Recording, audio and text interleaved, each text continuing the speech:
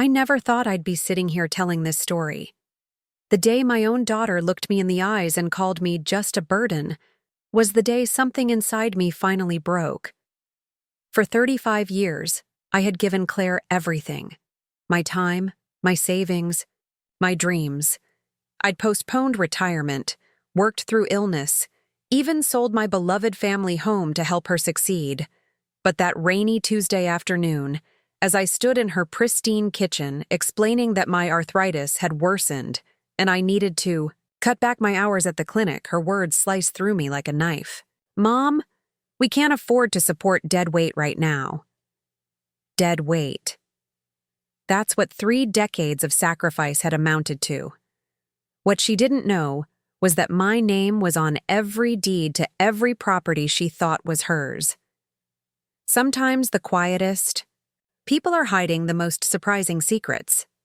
Before we jump back in, tell us where you're tuning in from, and if this story touches you, make sure you're subscribed, because tomorrow I've saved something extra special for you.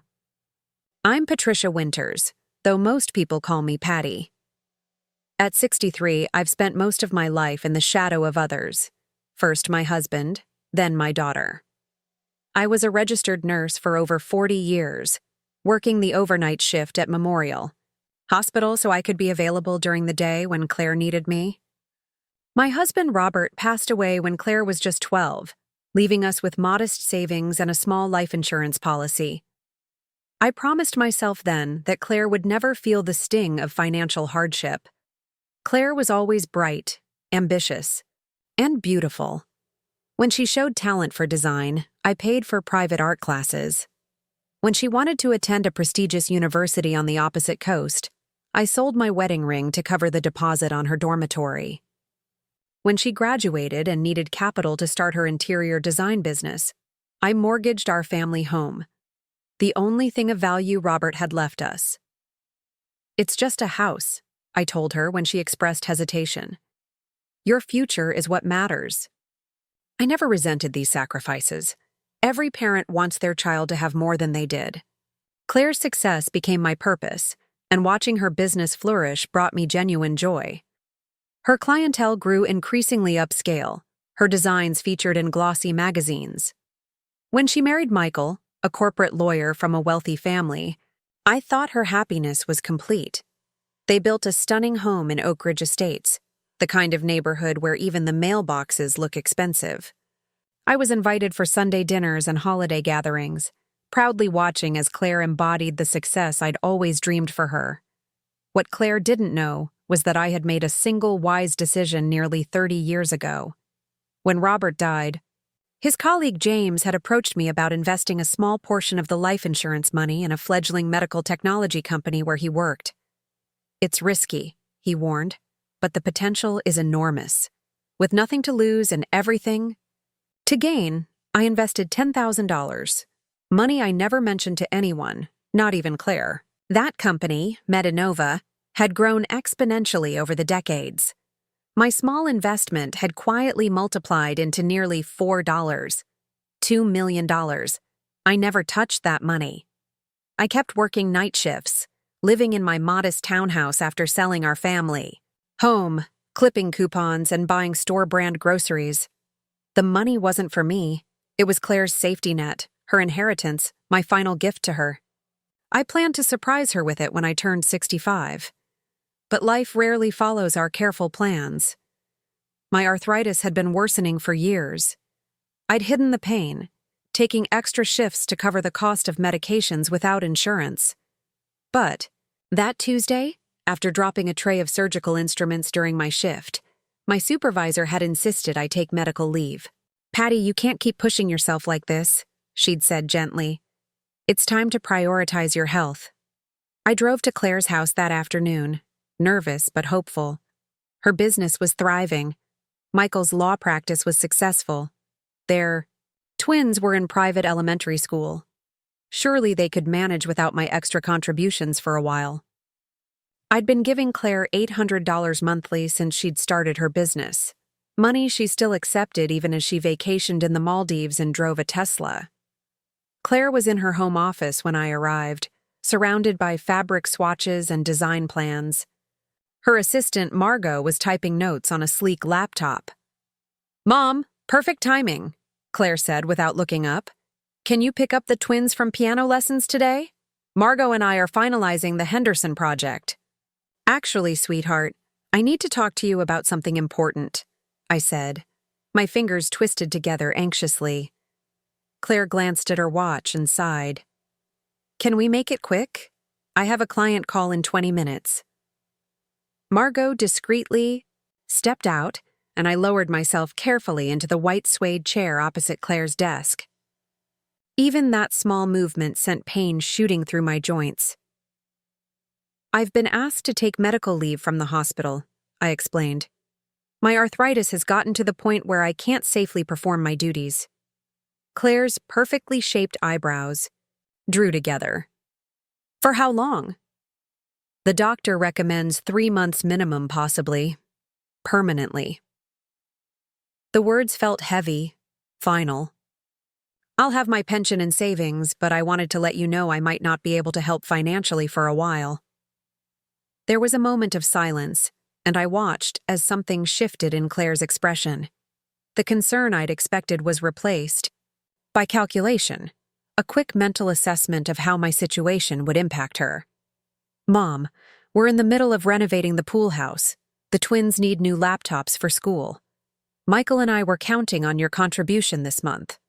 Her voice had taken on an edge I rarely heard. "Can't you just take some pain medication and push through? Lots of people work with arthritis." I stared at her, momentarily speechless. "Claire, I physically cannot continue. My hands don't function properly anymore." I held them up, the knuckles swollen and fingers slightly bent. "I dropped sterilized equipment today. I could have compromised a patient's safety." Claire leaned back in her chair, frustration evident. "What about disability? Have you applied for that?" "Yes, but it will cover only a fraction of my salary, and the approval process takes months." She tapped her gold pen against the desk. "So what's your plan then? Just stop working?" "I thought perhaps I could move in here temporarily," I suggested, hesitantly. "The guest house is sitting empty, and I could help with the twins after school. It would save me rent and—" "Move in here?" Claire interrupted, her voice rising. "Mom, we've talked about this. Michael's parents visit regularly.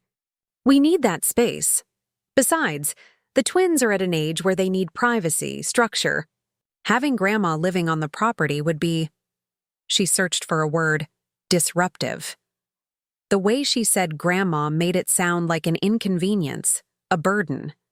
I felt a tightness in my chest that had nothing to do with my physical condition.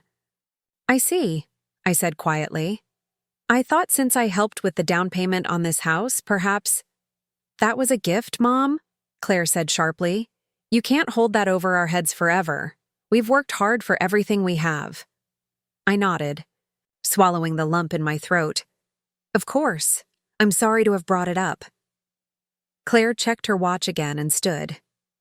Preparing and narrating this story took us a lot of time, so if you are enjoying it, subscribe to our channel. It means a lot to us. Now back to the story. "Look, I have to prepare for this call. Why don't you think about applying for that senior living community near your place? The one with the sliding scale payments? I heard they have activities and medical staff on site. It might be perfect for someone in your situation." Someone in my situation. As if my age and health had reduced me to a category, a problem to be managed. I rose slowly from the chair, wincing at the pain in my knees. "I've always been there, for you, Claire," I said softly. "Through everything." She was already looking back at her computer screen. "And I appreciate that, Mom. But we all have to be realistic about the future. Michael and I can't be expected to support 3 children. 3 children. She had classified me alongside her 10-year-olds. "I understand," I said, though I didn't. Not really. "I'll let myself out."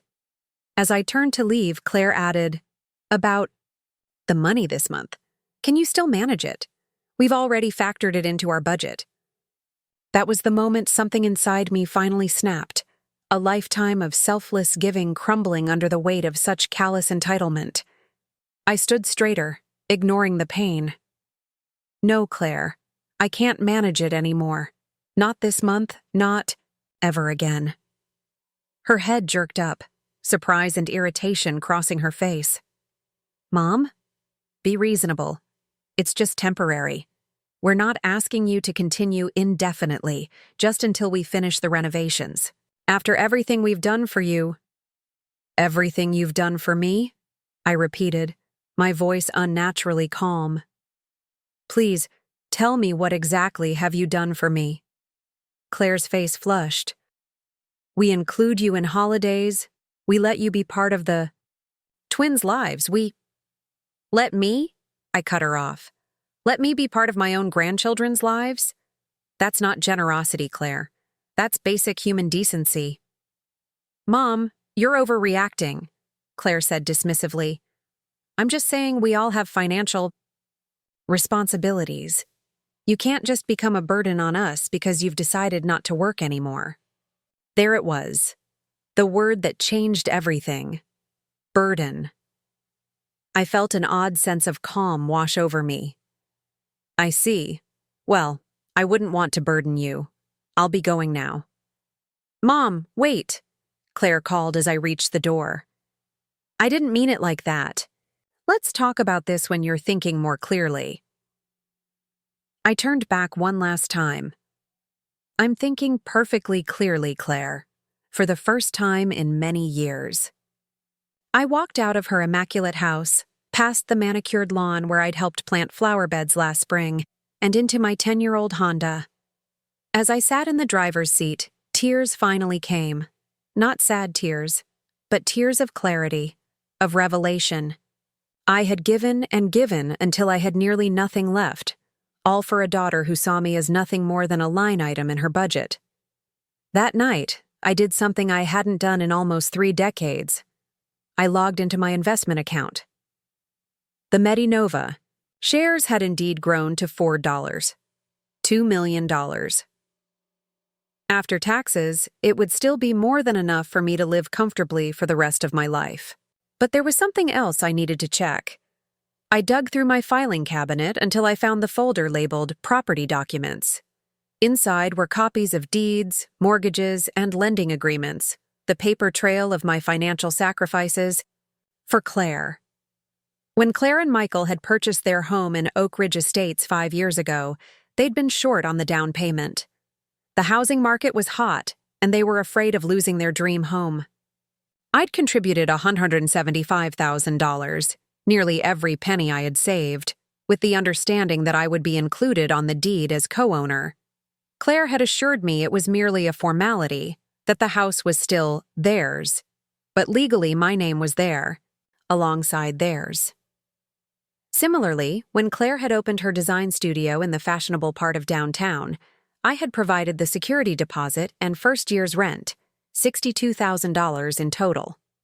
The commercial lease listed both our names, and most recently, when Claire and Michael had purchased a vacation property in Aspen, a necessary investment for networking with wealthy clients, Claire had explained, I'd liquidated my remaining assets to help them meet the 30% down payment required for a second home. My name was on that deed as well. All these years, I had seen these investments as gifts, as loving contributions to my daughter's happiness and success. I never imagined I would need to think of them as leverage. But as I spread the documents across my kitchen table, I realized I held more power than Claire knew. The next morning, I made 3 phone calls, one to my bank, one to my investment broker, and one to James, Robert's old colleague who had recommended the Medinova investment all those years ago. James had become a financial advisor, and his advice now was clear. Patty, it's time to think about yourself for a change. I didn't call Claire, not that day nor the next. On the 3rd day, my phone rang constantly. Claire, Michael, even Claire's assistant Margot. I let the calls go to voicemail. Claire's messages evolved from irritated, "Mom, why aren't you picking up?" to concerned, "Are you okay?" This isn't like you, to panicked. Mom, please call me back. We need to talk ASAP. It was the last message that made me finally return her call. Mom, there's been some kind of mistake. The bank called Michael about our mortgage. Something. About a co-owner requesting information? Please call me back immediately. Hello, Claire, I said when she answered on the first ring. Mom, thank God. Are you okay? We've been so worried. I'm fine, I replied calmly. I've been making some long overdue arrangements for my future. What's going on with the bank? They called about our mortgage, something about ownership verification. Did you contact them? Yes, I did, I confirmed. I've been reviewing all my investments recently. There was a pause. Your investments? Mom, what are you talking about? The house in Oak Ridge Estates, the design studio downtown, the vacation property in Aspen. My name is on all of those deeds, Claire. Legally, I own a significant portion of your life. The silence on the other end of the line stretched for several seconds. Those were gifts, Claire finally said, her voice unsteady. You can't seriously be thinking of claiming ownership now. Not claiming, Claire. I already have ownership. I always have. I'm simply acknowledging it now. Mom, this isn't funny. What exactly are you planning to do? I took a deep breath. I've scheduled meetings with the mortgage holders for all 3 properties. I'll be discussing refinancing options, possibly removing certain names from the deeds. Removing? Claire spluttered. You can't do that. That's our home, our business, property, our vacation house. Actually, it's our home, our business property, our vacation house, I corrected gently. And since I'm apparently becoming a burden, I thought it best to liquidate some assets to ensure I won't need to rely on anyone's charity. This is insane, Claire hissed. You're threatening to sell our properties out from under us because I suggested you look into senior living, because I was honest about our financial situation. Michael will have his lawyers. Michael's lawyers are welcome to review the documentation, I interrupted. Everything was properly executed. I'm not threatening anything, Claire. I'm simply making prudent financial decisions for my future, just as you suggested I should. Claire's voice turned tearful. Mom, please. We didn't mean to hurt you. We were just surprised by your situation. Give us a chance to figure this out together. I'm happy to discuss it, I replied. How about dinner tomorrow night? Your house, 7 p.m. I think Michael should be present as well. Yes, of course, Claire said quickly. We'll be here. Mom, I'm so sorry if my words came across poorly. You know how much we love you. After we hung up, I sat quietly in my small living room, watching the afternoon light filter through the blinds.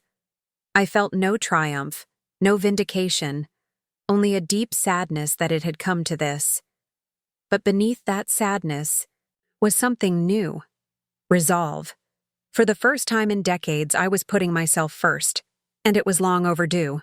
The next evening, I arrived at Claire and Michael's home precisely at 7 p.m. I wore my best outfit, a navy blue pantsuit I'd purchased for Claire's business launch party years ago, and brought with me a leather portfolio containing all the relevant documents. Michael opened the door, his usual confident demeanor noticeably subdued. Patty, good to see you, he said, leaning in for an awkward hug. Claire's just finishing up in the kitchen. The house smelled of expensive scented candles and my daughter's signature dish, coq au vin, which she only prepared for special occasions or when she wanted something. The dining room table was elegantly set with the fine china they kept for important guests. Claire emerged from the kitchen, looking impeccable as always, but with a tightness around her eyes that betrayed her stress. Mom, I'm so glad you're here, she said, embracing me with unusual warmth. We've been so worried about you. No need to worry, I assured her as I took a seat at the table. I'm doing quite well. The twins were conspicuously absent. Where are Emma and Ethan? I asked. Sleepover at a friend's, Michael explained, smoothly. We thought it would be good for us adults to have some uninterrupted time together.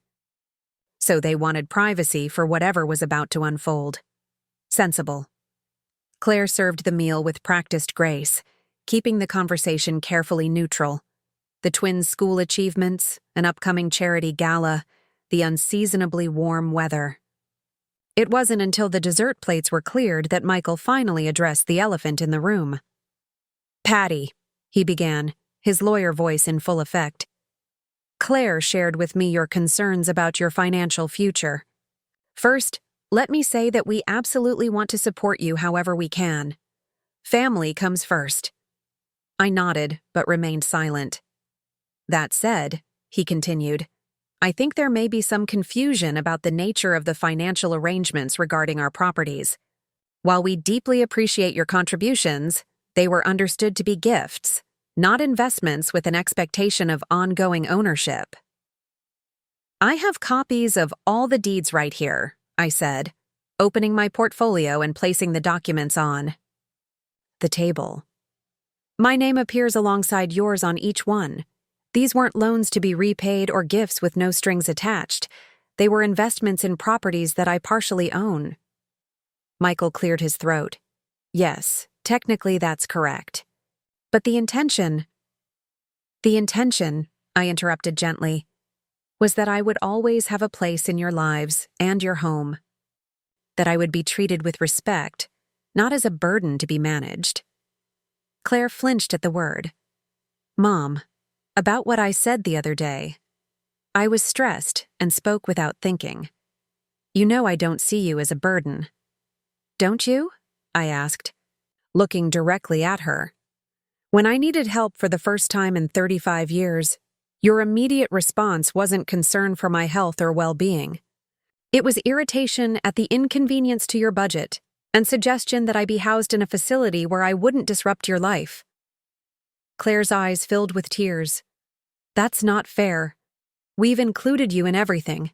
We named Emma after you, Patricia Emma, remember? We've never shut you out.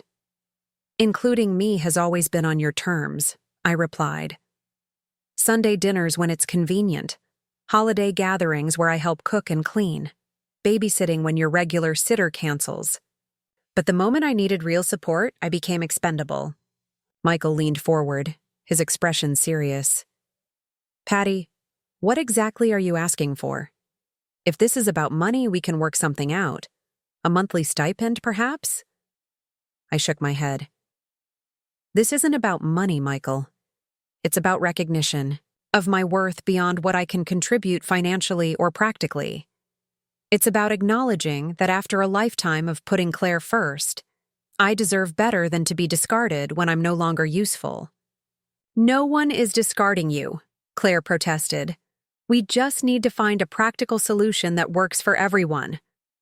I agree, I said, surprising them both. That's why I've made a decision.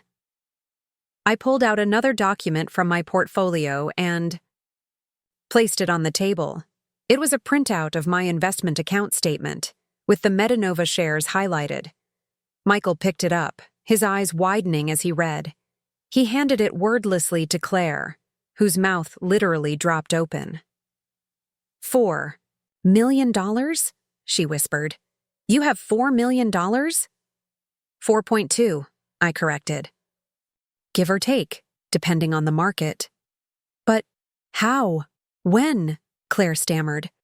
You've been working night shifts, living in that tiny townhouse, driving that old Honda. I made an investment with part of your father's life insurance. Money, I explained. It grew over time. I never touched it because I was saving it for you, for your inheritance. Claire looked stricken. All this time, you've been struggling, working so hard, and you had this? I wasn't struggling because I had to, I said quietly. I was struggling because I chose to give everything to you instead of using it for myself. I wanted you to have every advantage, every opportunity. I wanted your life to be easier than mine had been. Tears spilled down Claire's cheeks. Why didn't you tell me? Would it have changed how you treated me? I asked. Should it? Claire had no answer. Here's what's going to happen, I continued, my voice steady. I'm keeping my name on all 3 properties, but I won't be selling them or removing your names. They'll remain family assets. However, I will be making some changes in my life. I pulled out one final document, a glossy brochure for a luxury condominium complex overlooking the city park. I've purchased a new home. I'll be moving next month. I've also resigned permanently from the hospital and will be focusing on my health and, for the first time in my life, my own happiness. Michael nodded slowly. That sounds entirely reasonable. Claire wiped her eyes. Mom, I don't know what to say. I'm so sorry we made you feel undervalued.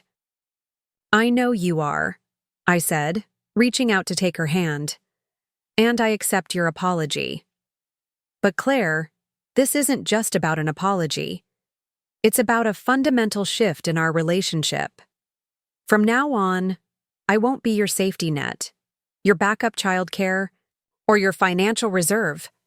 I'll be your mother, whom you treat with respect regardless of what I can do for you. Of course, Claire whispered. As for my investment, I continued, half of it will remain my living expenses. The other half will go into a trust for the twins' education. Not to you, not to Michael, but directly to Emma and Ethan when they reach college age. Michael nodded. That's very generous, Patty. It's not about generosity, I said. It's about legacy. I want my grandchildren to understand the value of education and the importance of kindness. I want them to know that their grandmother was more than just a convenient babysitter or an ATM. We talked for another hour, delving into decades of unspoken feelings and expectations. There were more tears, some defensive moments, but ultimately, a new understanding. As I prepared to leave, Claire embraced me tightly. I love you, Mom. I'm sorry I lost sight of what matters. I love you too, I replied. And I have faith that we can build something better moving forward. Driving home that night, I felt lighter than I had in years. The next morning, I called a real estate agent and scheduled viewings of several properties I'd been considering. I researched art classes at the community center and looked into volunteer opportunities at the local literacy program. I even created a profile on a travel website for seniors, something I'd always wanted to do but never thought I could afford. For the first time in my adult life, I was putting myself first. It wasn't selfish, it was necessary. It wasn't a punishment. To Claire, it was a gift to myself. 3 months later, I hosted Claire, Michael, and the twins for dinner in my new condominium. The floor-to-ceiling windows offered a spectacular view of the park below, and the spacious open-plan living area was perfect for entertaining. I'd furnished it exactly as I wanted, with comfortable seating, colorful artwork, and not a single thing chosen for practicality over pleasure. The twins marveled at the building's rooftop garden and indoor pool. Michael complimented my taste in wine, and Claire looked at me differently. There was a new respect in her eyes, perhaps even a touch of admiration. As we sat down to eat, Emma asked innocently, "Grandma, are you rich now?" I smiled at her. "I've always been rich." "Sweetheart, I just didn't realize it until recently." "What do you mean?" she pressed with a child's direct curiosity. I thought for a moment before answering. True wealth isn't just about money. It's about knowing your own worth and honoring it. It took me a long time to learn that lesson. Claire caught my eye across the table and nodded slightly, acknowledging the truth in my words.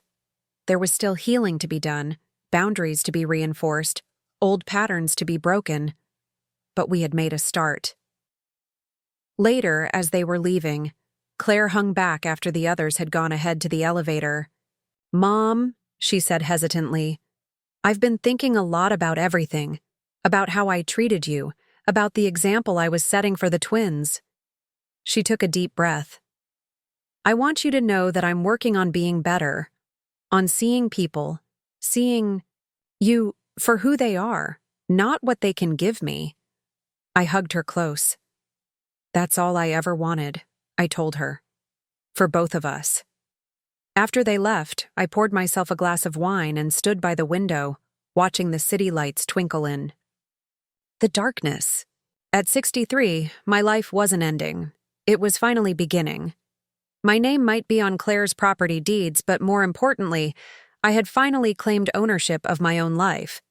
And that was worth more than all the houses in the world.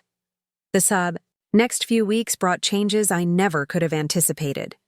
My new condominium quickly became a sanctuary, a place where every decision, from the color of the walls to the brand of coffee in my cupboard, reflected my preferences alone. No compromises, no calculations about what would please someone else. Just pure, unbridled self-expression. I hired an interior decorator, not Claire, though she had offered her services free of charge. I want to find my own style, I told her gently when she seemed hurt by my refusal. I've spent decades living in spaces designed for other people's comfort. This time, I need to discover what truly makes me happy.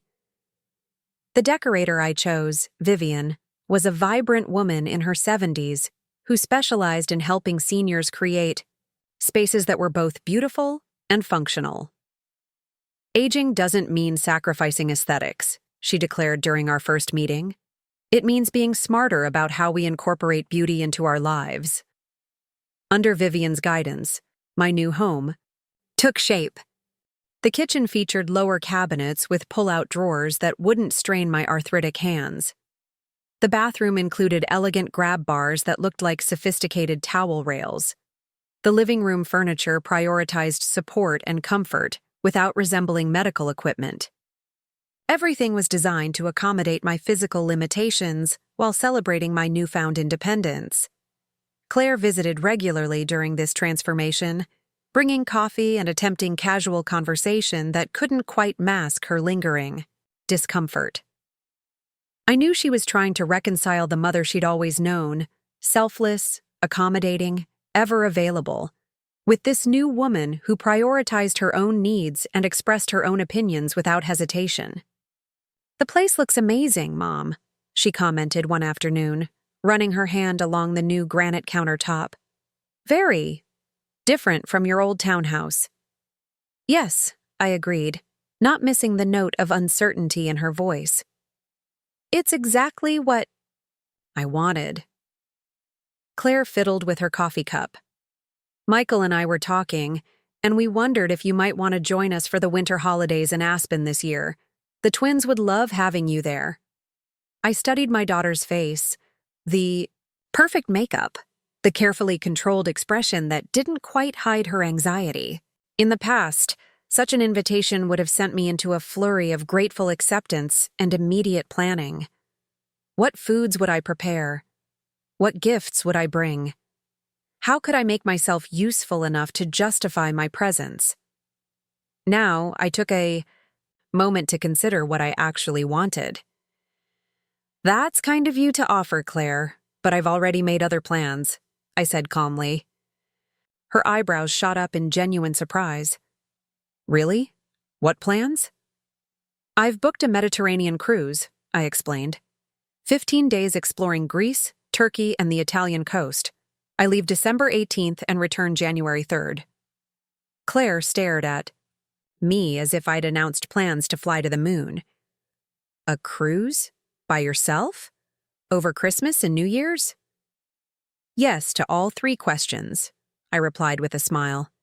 "It's something I've always wanted to do." "But it's the holidays," Claire protested, as though this fact alone should make my decision incomprehensible. "We always spend the holidays together. It's tradition." "Traditions can evolve," I said gently. "Besides, I think we could all use some new perspectives this year." Claire's face fell, and for a moment, I glimpsed the little girl who'd cried when I couldn't attend her 3rd-grade play because I was working a double shift. It tugged at my heart, that reflexive maternal instinct to soothe her disappointment, to rearrange my life to accommodate her expectations.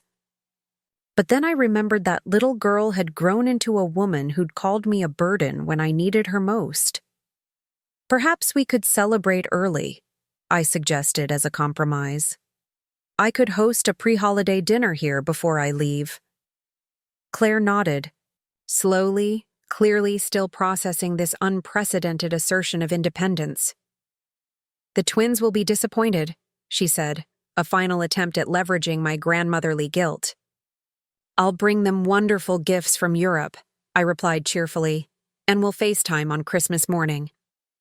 After Claire left, I sat on my new balcony, watching the sun set over the city park. A complex mix of emotions washed over me. Pride in my newfound assertiveness, guilt at disrupting family expectations, and a spark of excitement about my upcoming adventure.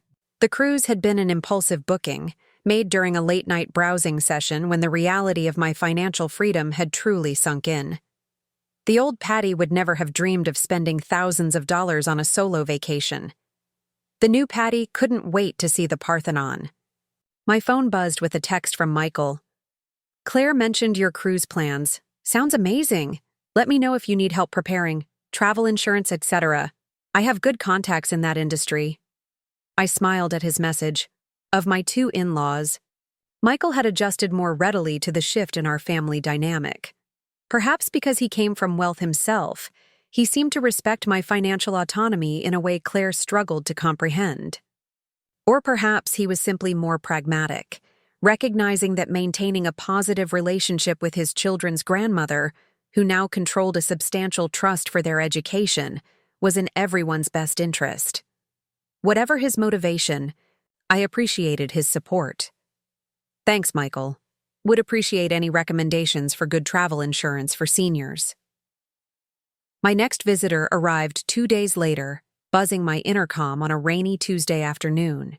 It was Susan Wells, my former neighbor from the townhouse complex and one of my oldest friends. We'd grown close during the difficult years following Robert's death, with Susan providing emotional support while I struggled to raise Claire alone. "This place is gorgeous," Susan exclaimed, turning in a full circle to take in my new living room. "And that view. Patty, you've been holding out on me." I laughed and embraced her. Not holding out, just making changes very quickly. Susan had been away visiting her son in Arizona for the past month, which meant she'd missed the dramatic upheaval in my life. I'd texted her about moving, but had saved the full story for an in-person conversation. Over tea and the scones I'd baked that morning, some habits die hard, I recounted everything. Claire's rejection, the revelation about my investments, the confrontation over the property deeds, and my decision to finally prioritize my own needs. Susan listened intently, her expression shifting from shock to outrage to pride as my story unfolded. When I finished, she reached across the table and squeezed my hand. "I always knew you had it in you," she said firmly. "Remember when that contractor tried to overcharge you for fixing your roof? You were so fierce then, standing your ground. But, with Claire, you've always had a blind spot." I sighed. Mothers often do, I suppose. We want so badly for our children to be happy that we forget to teach them how to make others happy, too. "Well, better late than never," Susan declared, raising her teacup in a toast. "To Patty, too. 0, wealthier, wiser, and not taking any more crap from anybody." We laughed together, and I felt a wave of gratitude for this steadfast friendship that had weathered so many seasons of my life. Susan had seen me at my lowest points and had never judged or abandoned me. If only all relationships could be so unconditional. "So, what's next on your agenda of fabulousness?" Susan asked, helping herself to another scone. "After the cruise, I mean." I hesitated, then decided to share the idea that had been percolating in my mind. "I'm thinking of establishing a scholarship fund at the nursing school where I trained, for single parents who want to enter healthcare but can't afford the tuition." Susan's eyes widened. "Patty, that's perfect. Giving others the chance you barely had yourself." "Exactly," I nodded. I struggled so much in those early years after Robert died, working full-time while studying, paying for childcare, trying to be both mother and father to Claire. If I'd had even a little financial support, everything would have been easier. Have you told Claire about this plan? I shook my head. Not yet. I'm still working out the details with the University Foundation. Once it's established, I'll let her know. Susan studied me thoughtfully. You know what I admire most about how you're handling all this? You're not being vindictive. You could have sold those properties out from under Claire and Michael, left them scrambling. You could have cut them off completely. But instead, you're establishing boundaries while still maintaining the relationship. Her observation made me pause. Vindictiveness had never crossed my mind, not really. Even in my deepest hurt, I'd never wanted to punish Claire, only to be recognized and respected for who I was, not just what I could provide. She's still my daughter, I said simply. That hasn't changed, even if our dynamic has. After Susan left, I found myself reflecting on the journey that had brought me to this point. The painful confrontation with Claire had been a catalyst, but the transformation had been building for years, perhaps even decades. Every time I'd swallowed my needs for the sake of peace, every time I'd worked an extra shift instead of resting my aching body, every time I'd pretended that Claire's dismissive attitude didn't wound me deeply, all of it had been leading to this inevitable reckoning. The following weekend, I hosted the pre-holiday dinner I'd promised Claire. I spent days preparing, not from obligation as in years past, but from genuine pleasure. I set my new dining table with china I'd purchased specifically for the occasion, not the formal traditional pattern Claire might have chosen, but colorful, contemporary pieces that made me smile.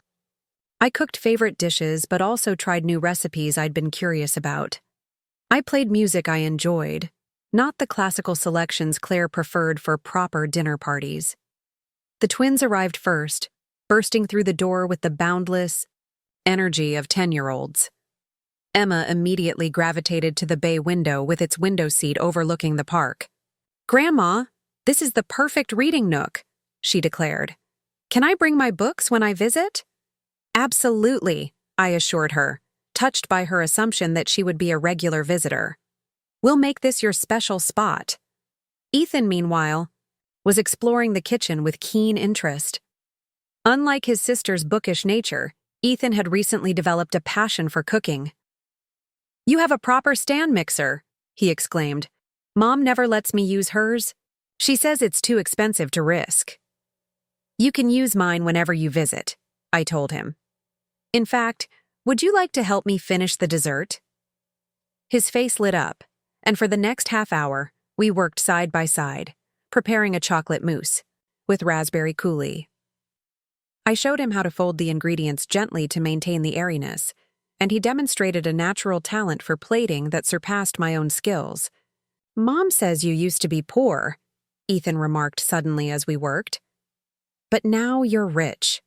How did that happen?" Children's directness could be startling sometimes. "I wasn't exactly poor," I explained carefully. "I just chose to spend my money on different things. I wanted your mom to have opportunities, so I put her needs first. Now I'm putting my needs first for a change." Ethan nodded sagely, like when Mom says I have to share my dessert with Emma even though I'm still hungry. I smiled. Something like that. "I think it's good you're not sharing anymore," he declared confidently. "Emma always gets more than me anyway." The wisdom of children, filtered through their limited experiences but often striking at essential truths. Claire and Michael arrived shortly after, bringing wine and flowers.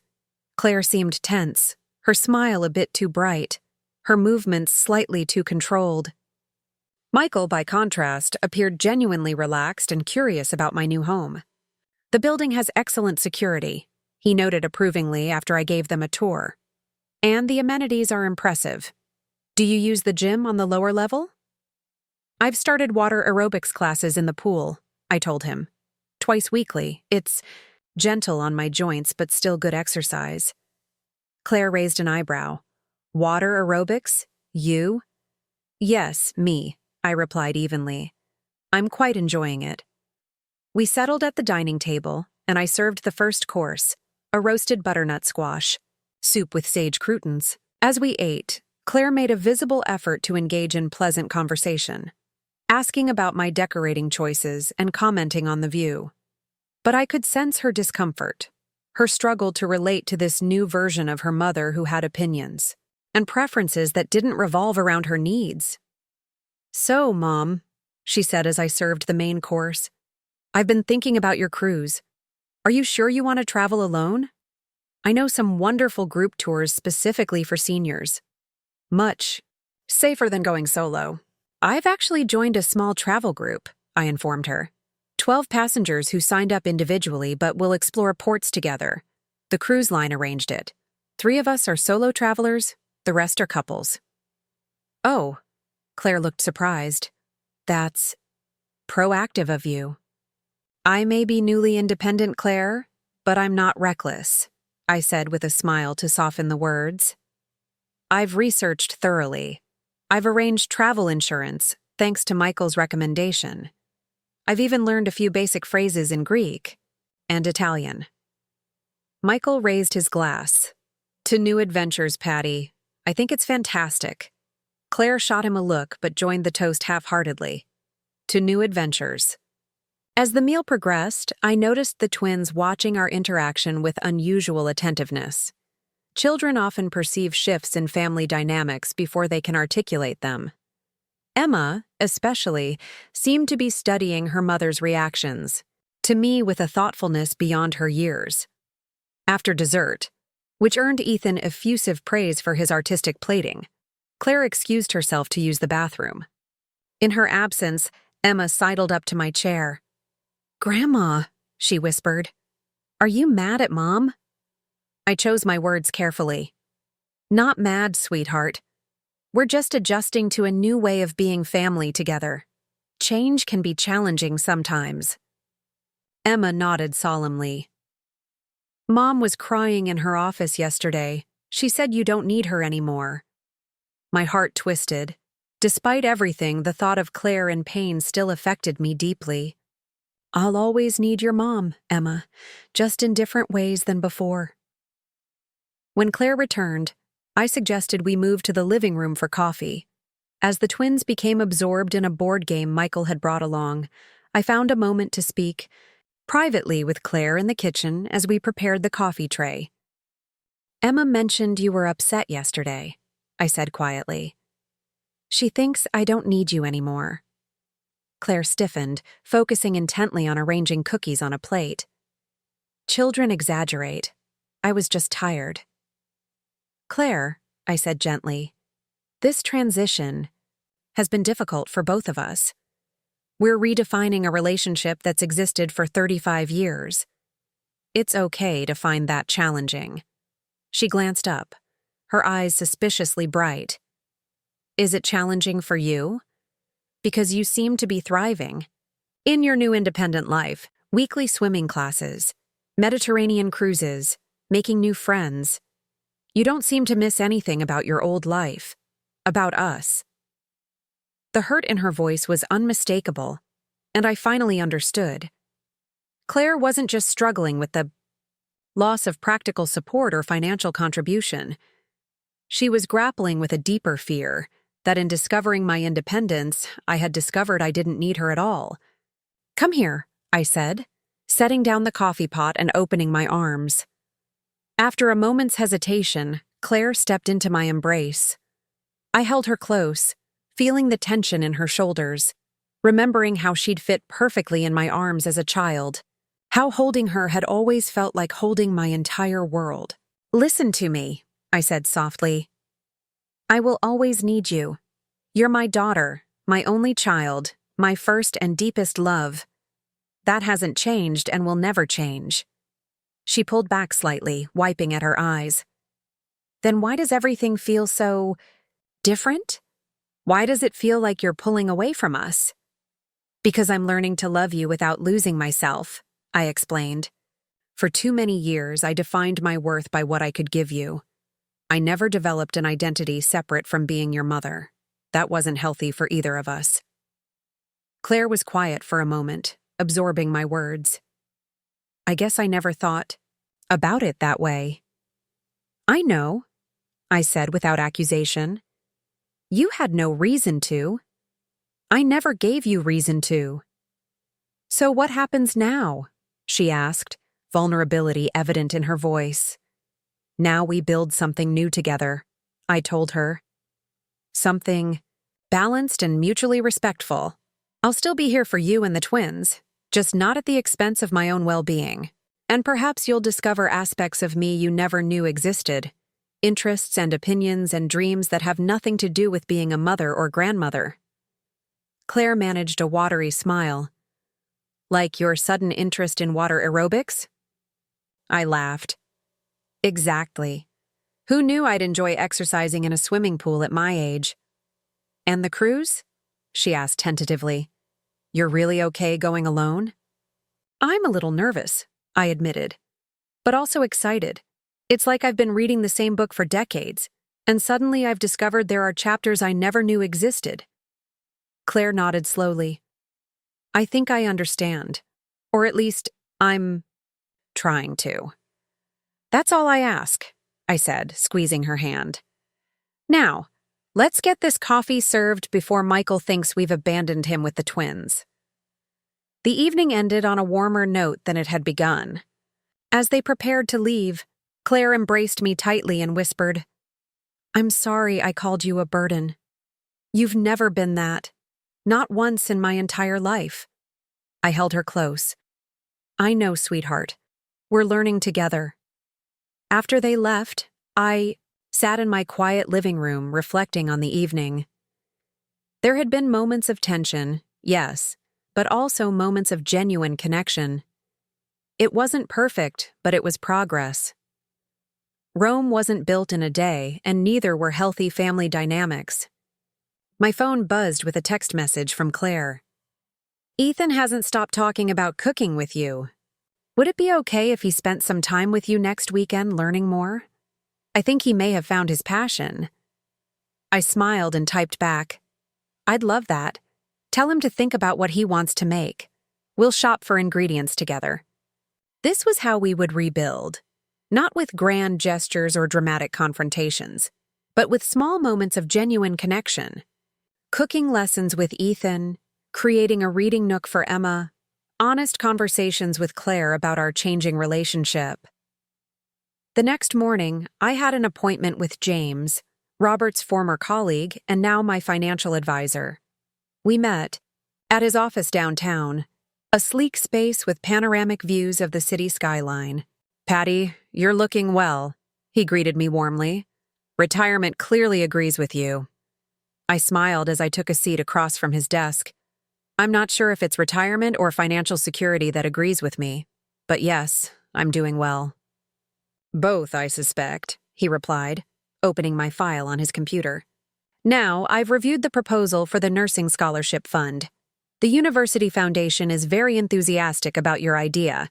They've suggested naming it the Patricia Winters Scholarship for Healthcare Excellence. That seems a bit grandiose, I said, feeling unexpectedly self-conscious. Couldn't we simply call it the New Beginnings Scholarship or something similar? James looked at me thoughtfully. You know, Patty, it's okay to let your name be associated with your generosity. You've spent a lifetime being quietly selfless. Perhaps it's time to let your light shine a bit more visibly. His words resonated with something deep inside me, a lifelong habit of deflecting recognition, of minimizing my own contributions, of existing in the background of others' lives. Even now, with my newfound assertiveness in personal relationships, I still struggled to accept acknowledgement for my good deeds.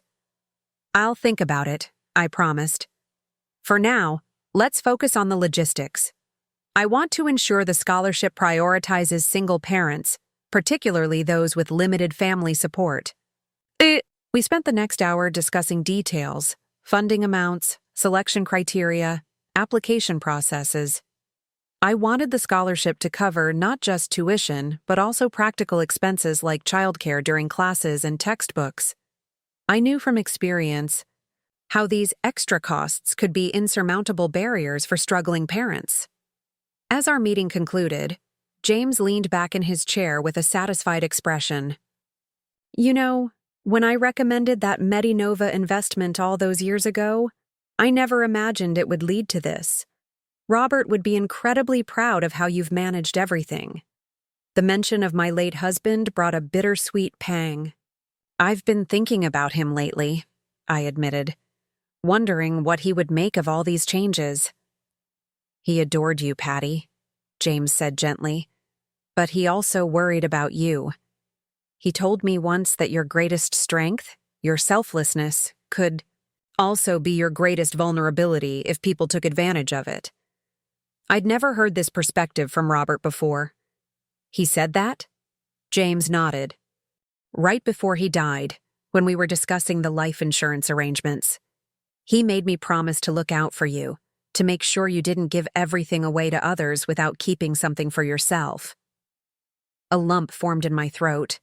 Even in his final days, Robert had been thinking of my well-being, foreseeing challenges I couldn't yet imagine. I wish he could see me now, I said softly. He can, James replied with a gentle smile. And I know he's cheering you on. As I left James's office, I felt a renewed sense of purpose. The scholarship fund wasn't just about giving back or creating a legacy. It was about completing a circle, taking the painful lessons from my own struggles and transforming them into opportunities for others facing similar challenges. I decided to walk home rather than taking a taxi, enjoying the crisp, autumn air and the vibrant colors of the trees lining the city streets. As I strolled, I noticed details I might have missed in earlier years when I was always rushing from one obligation to another. The intricate architecture of historic buildings, the cheerful resilience of late-blooming flowers, the diverse faces of my fellow pedestrians, each carrying their own complex stories. My phone rang, interrupting my reverie. It was Dr. Martinez, my rheumatologist. Mrs. Winters, she said when I answered. I've reviewed your latest test results. The new medication is helping, but not as much as I'd hoped. I'd like to discuss adjusting your treatment plan. Can you come in this week? I checked my mental calendar. Thursday morning works for me. Perfect. And how's the pain management going? Any issues with the exercises I recommended? Some days are better than others, I admitted. The water aerobics seems to help significantly. Excellent. Keep that up. I'll see you Thursday at 10 a.m. As I tucked my phone away, I reflected on this aspect of my new reality. Financial freedom hadn't magically cured my arthritis or reversed the effects of aging. My body still had limitations, still required careful management, and occasionally failed me despite my best efforts. But now I could address these challenges directly, without the added pressure of maintaining a physically demanding job or hiding my pain to avoid burdening others. When I reached my condominium building, the doorman greeted me with a friendly smile and handed me a package that had arrived during my absence. Looks like another cruise delivery, Mrs. Winters, he commented. You must be getting excited for your trip. Very excited, George, I confirmed, accepting the package, though also a bit nervous. You'll have a wonderful time, he assured me. My mother took her first cruise at 70 and hasn't stopped traveling since. Says it keeps her young. In my apartment, I opened the package to find the special compression stockings I'd ordered for the flight to Rome, where I would board the cruise ship. Another concession to my physical realities, taking precautions against blood clots during the long journey. I added them to the growing collection of travel items arranged neatly on my guest room bed: travel-sized medications, comfortable walking shoes, a new digital camera, a journal for recording my experiences. My phone chimed with a text message from an unfamiliar number. Mrs. Winters, this is Vivian's assistant. She asked me to let you know your custom nightstands will be delivered next Tuesday between 2-4 p.m. Please confirm if this works for you.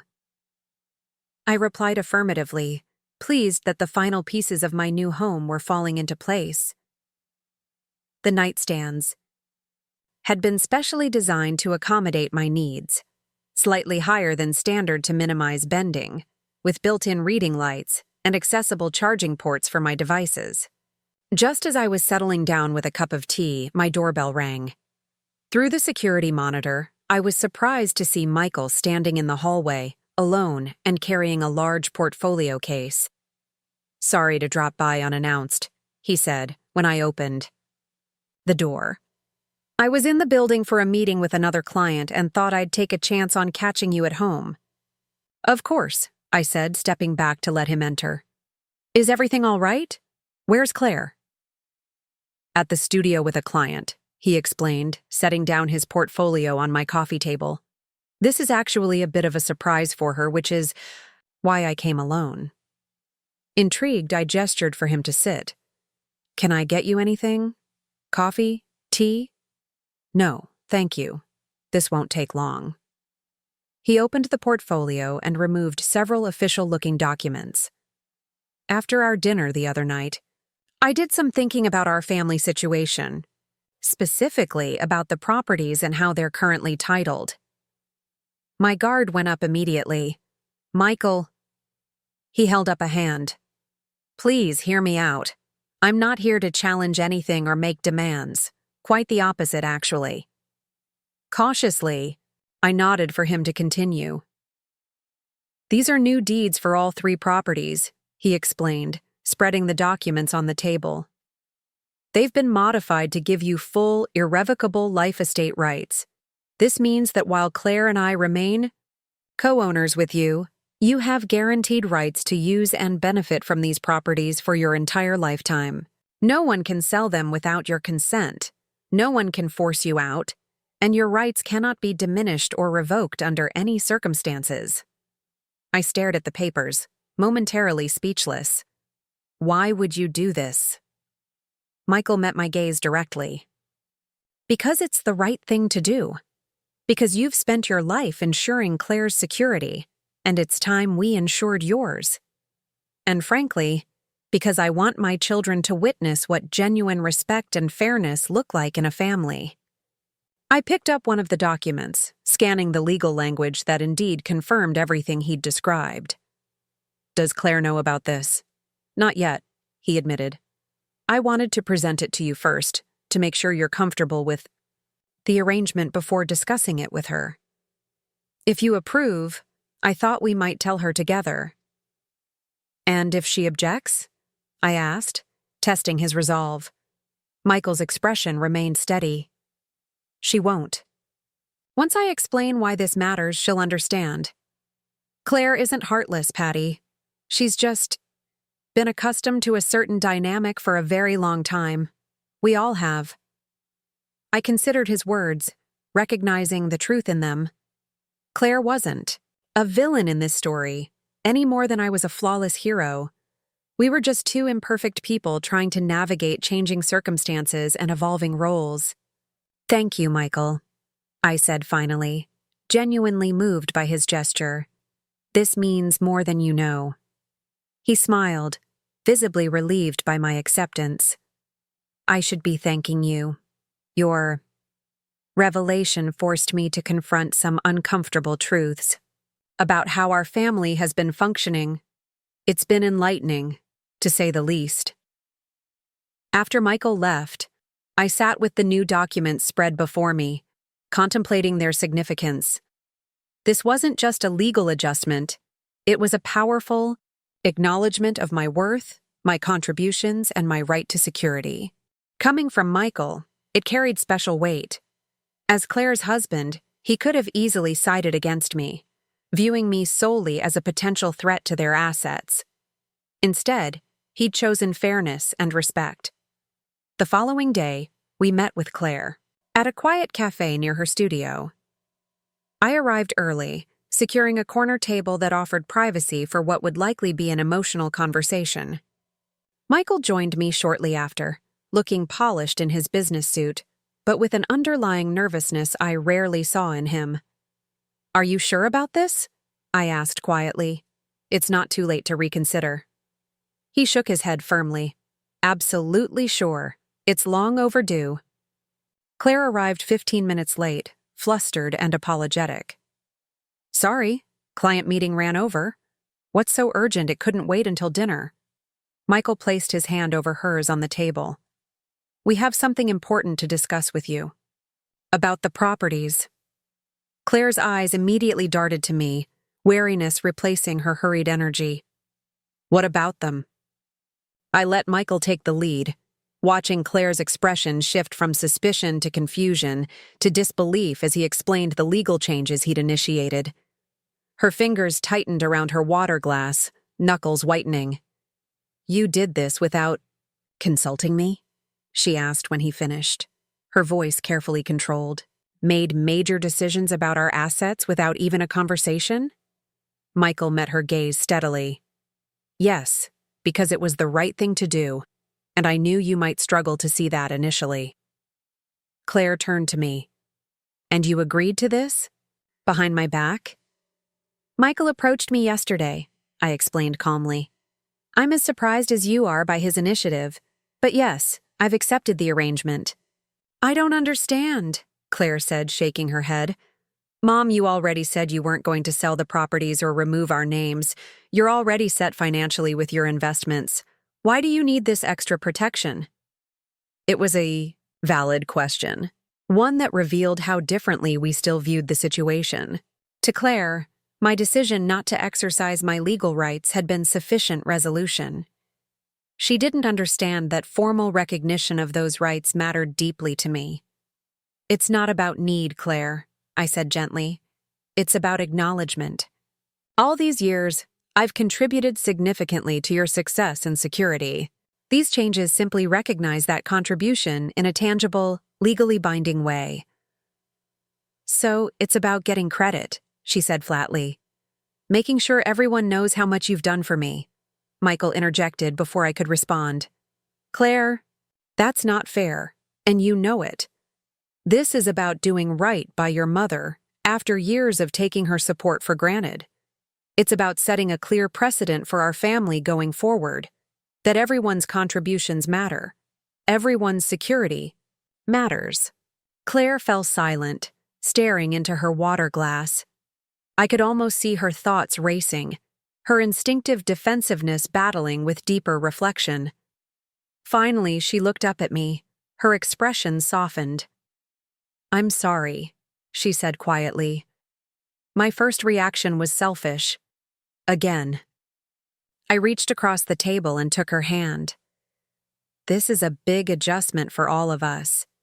It's okay to have complicated feelings about it." She squeezed my hand, then turned to Michael. "You're right. It is the right thing to do. I just wish you'd talk to me first, given me the chance to come to that conclusion myself." "I know," he acknowledged. "But sometimes we need a push to see past our own perspectives. I needed that push myself." The tension eased as our conversation shifted to more practical matters.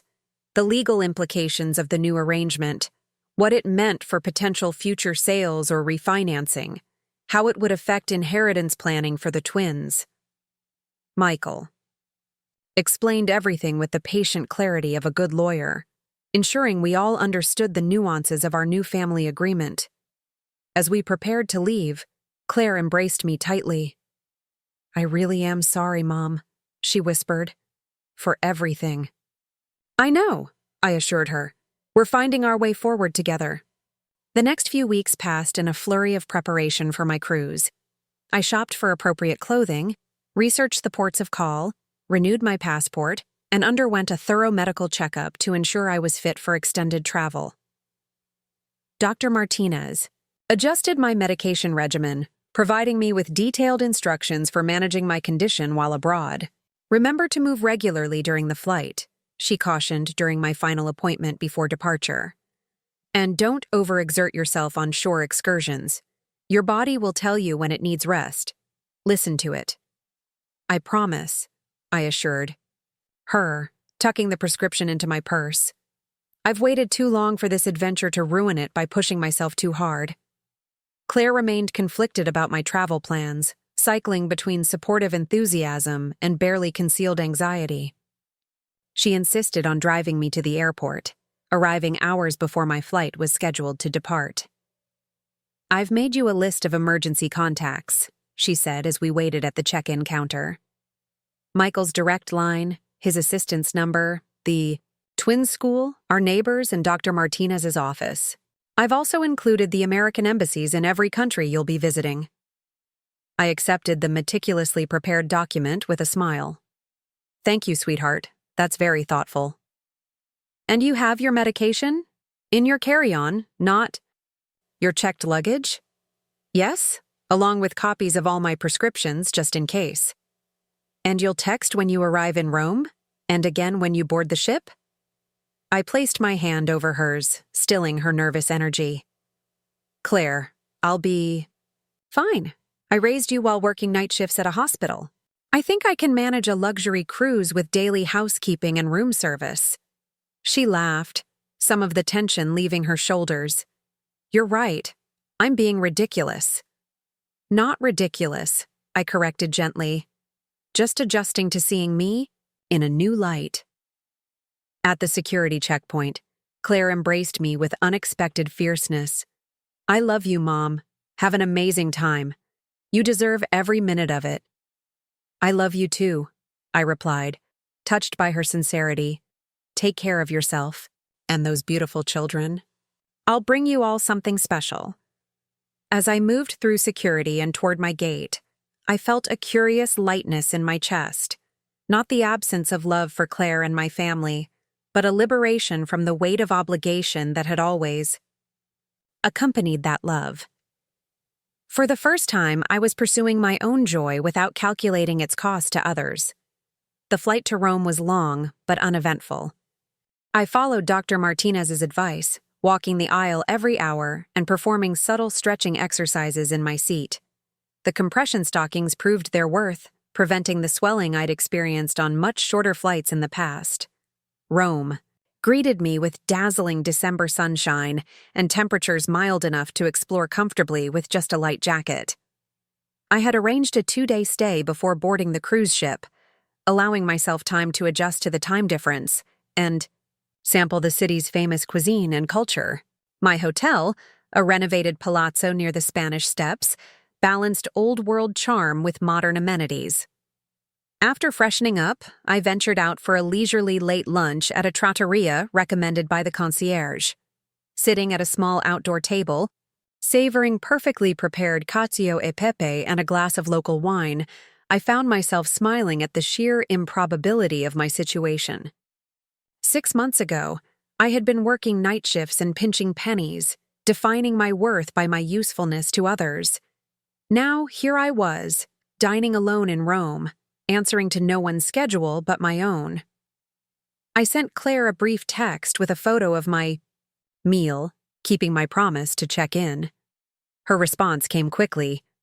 "Looks amazing. Hotel okay? Any interesting people on your tour yet?" Her questions betrayed her continuing difficulty imagining me truly on my own. In her mind, I was still someone who needed infrastructure, who required the safety net of organized activities and the companionship of others. It didn't occur to her that I might relish my solitude, might enjoy making spontaneous decisions, without consulting anyone else's preferences. Rather than explaining this, I simply replied, "Hotel lovely, meeting tour group tomorrow, currently enjoying people watching on my own." The next day, I joined a walking tour of ancient Rome, marveling at the Colosseum and Forum with a small group of fellow travelers. Our guide, a vivacious Italian woman named Sophia, peppered her historical explanations with humorous anecdotes and insightful observations about modern Roman life.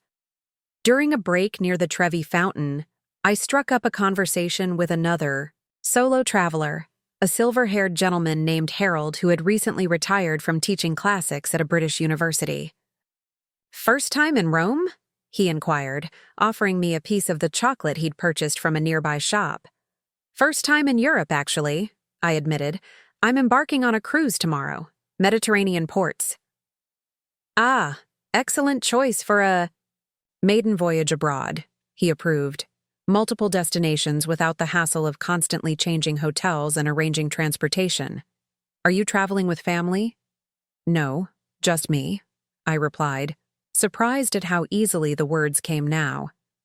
It's a gift to myself. Harold nodded appreciatively. The best kind of gift. I've been traveling solo since my wife passed 5 years ago. Found I quite enjoy my own company. I'm discovering the same, I said, experiencing a moment of kinship with this stranger who understood the particular pleasure of self-determined adventure. When the tour concluded, Harold asked if I'd like to join him for dinner at a restaurant he'd enjoyed on previous visits to Rome. Any lingering social awkwardness I might have felt about dining with a man I'd just met had diminished with age and perspective. He was simply a pleasant companion with whom I shared common interests, and I accepted with genuine enthusiasm. Over a magnificent meal of fresh seafood and roasted vegetables, we exchanged life stories. Harold had taught at Oxford for 40 years, raised 3 children who were now scattered across the globe, and written several books on Roman history that had enjoyed modest academic success. His wife Elizabeth had been a pediatrician with a passion for gardening and Italian cinema. She would have liked you, he remarked as we shared a tiramisu. Elizabeth appreciated people who embraced new experiences at any age. I told him about my nursing career, my late husband Robert, Claire and the twins, and my recent life changes. I found myself sharing details I hadn't discussed with anyone besides Susan. The decades of financial sacrifice, Claire's harsh rejection, my difficult but liberating decision to prioritize my own needs. Good for you, Harold said emphatically when I finished. Too many people never break free of patterns established in their youth, even when those patterns no longer serve them.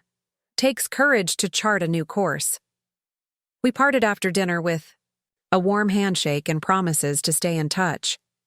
Harold was continuing on to Naples the following day to visit an archaeological site, while I would be boarding my cruise ship. Perhaps our paths will cross again, he suggested. The travel world can be surprisingly small. I'd like that, I replied sincerely, realizing how refreshing it had been to connect with someone who knew me only as I was now, not as the self-sacrificing mother, the reliable employee, or the accommodating mother-in-law, but simply as Patty, a woman exploring Rome on her first trip abroad. The cruise exceeded my every expectation. My cabin, though compact, featured a private balcony where I could sit with my morning coffee and watch the Mediterranean coastline glide by. The ship itself offered numerous amenities: a library, multiple restaurants, a theater with nightly entertainment, a spa with treatments specifically designed for travelers with arthritis. As promised, I joined the arranged group of 12 passengers for shore excursions. We were a diverse bunch: 3 solo travelers including myself, 4 married couples, and 1 mother-daughter pair. Ages ranged from mid-30s to early 80s, with varied backgrounds and nationalities.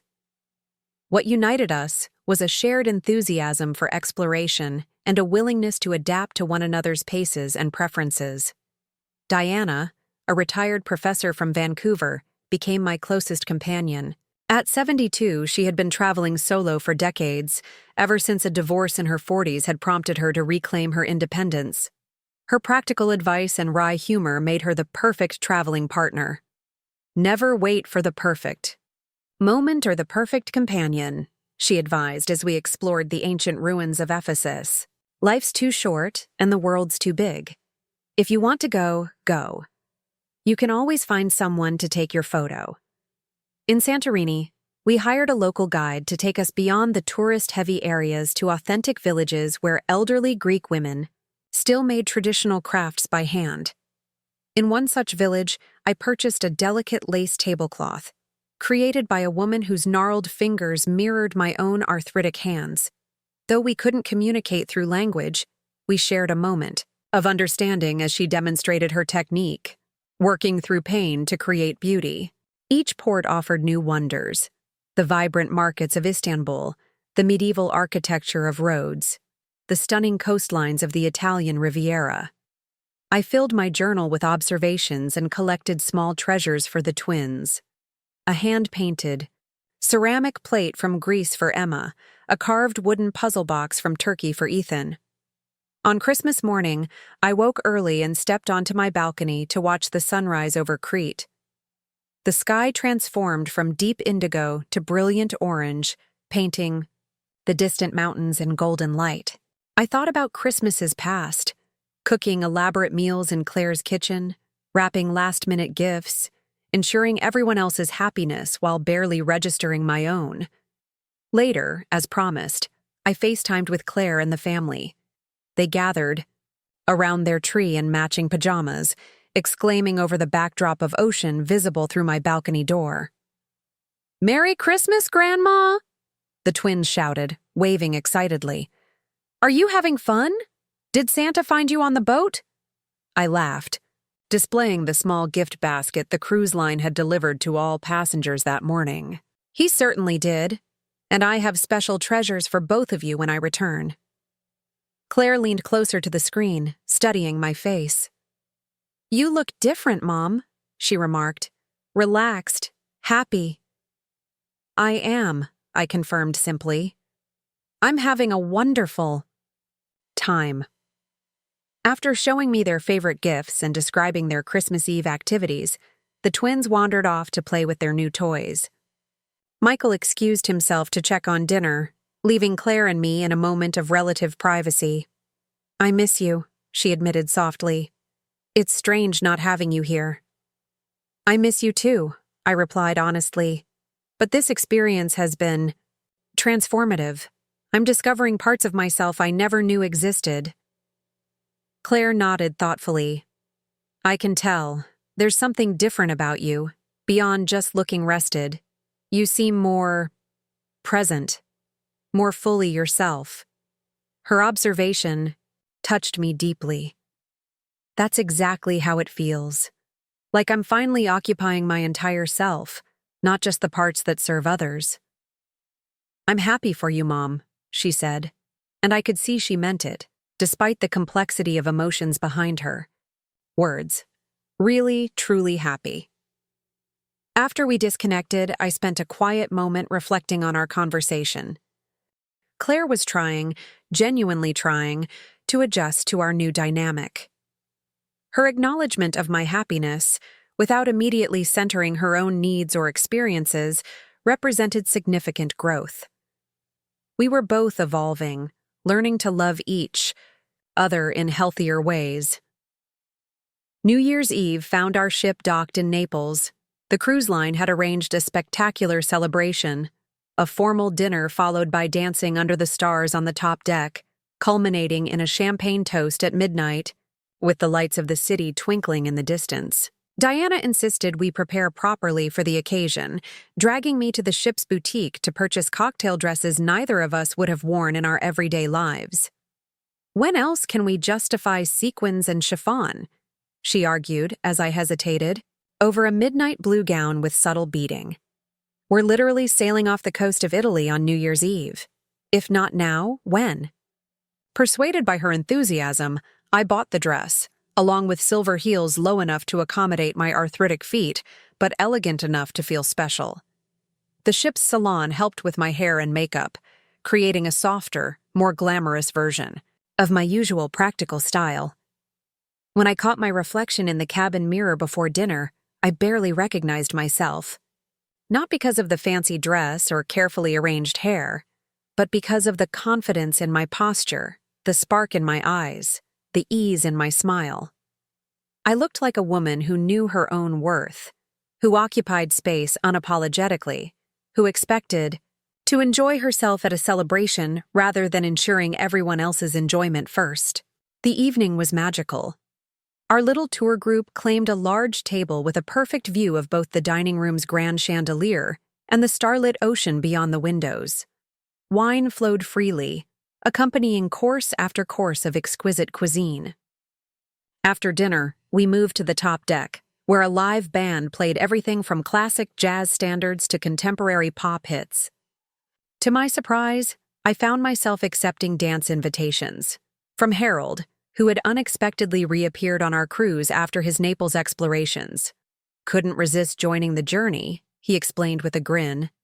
From Diana's nephew, who was traveling with his wife, even from the ship's charismatic Italian cruise director. As midnight approached, Diana pulled me aside, 2 champagne flutes in hand. "To new beginnings," she proposed, raising her glass. "And to the women we're becoming, even in our seasoned years." "To new beginnings," I echoed, clinking my glass against hers. "And to friendships found in unexpected places."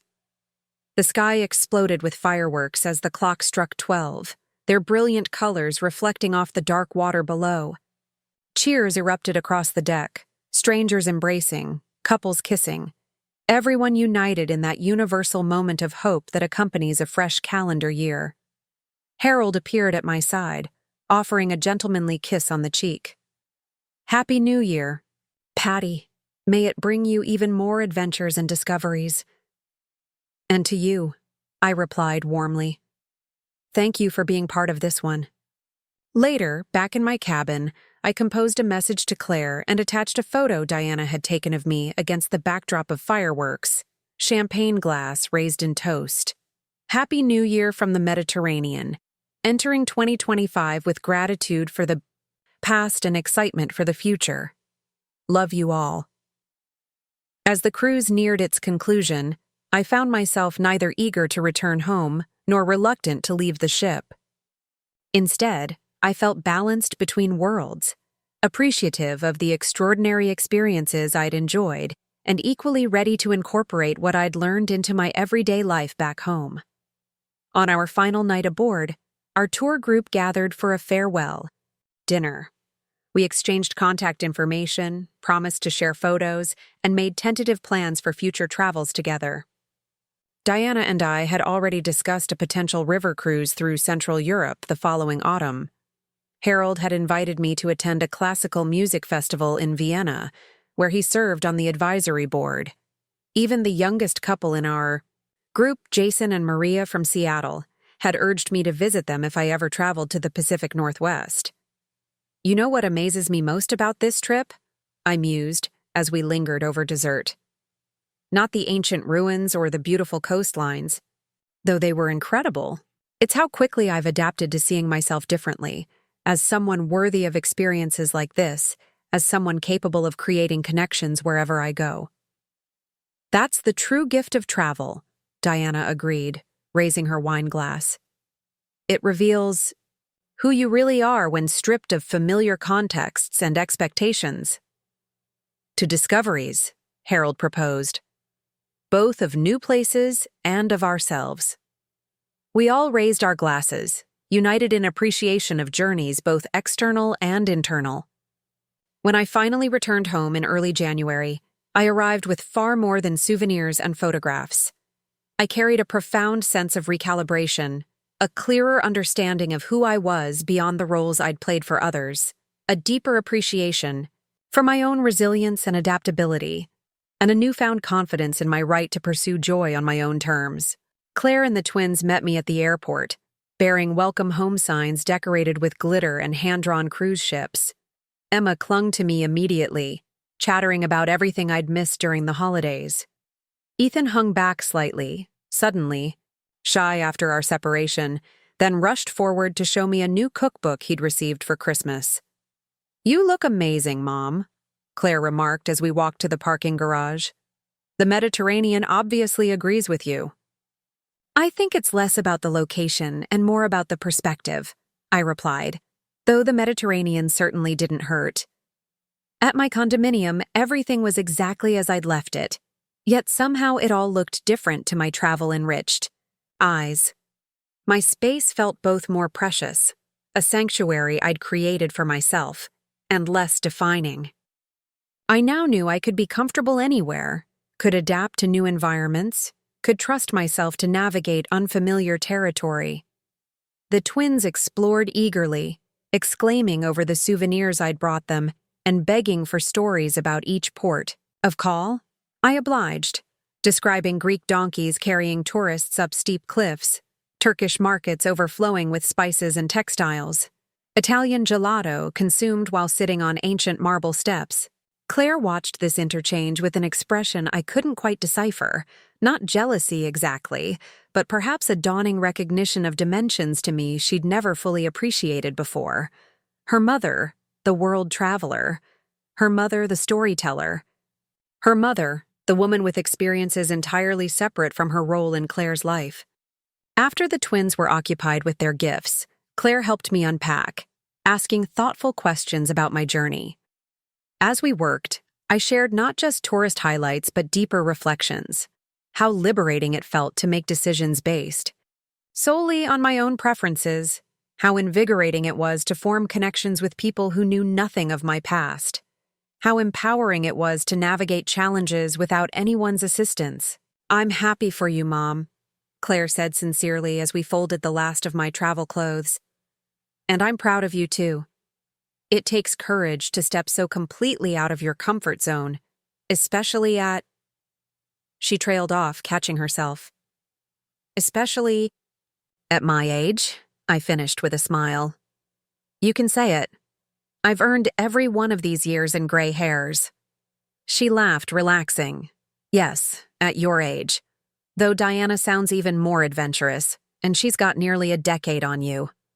"Diana is extraordinary," I agreed. "She's been traveling solo since her 50s. I'm just getting started." Claire's expression grew serious.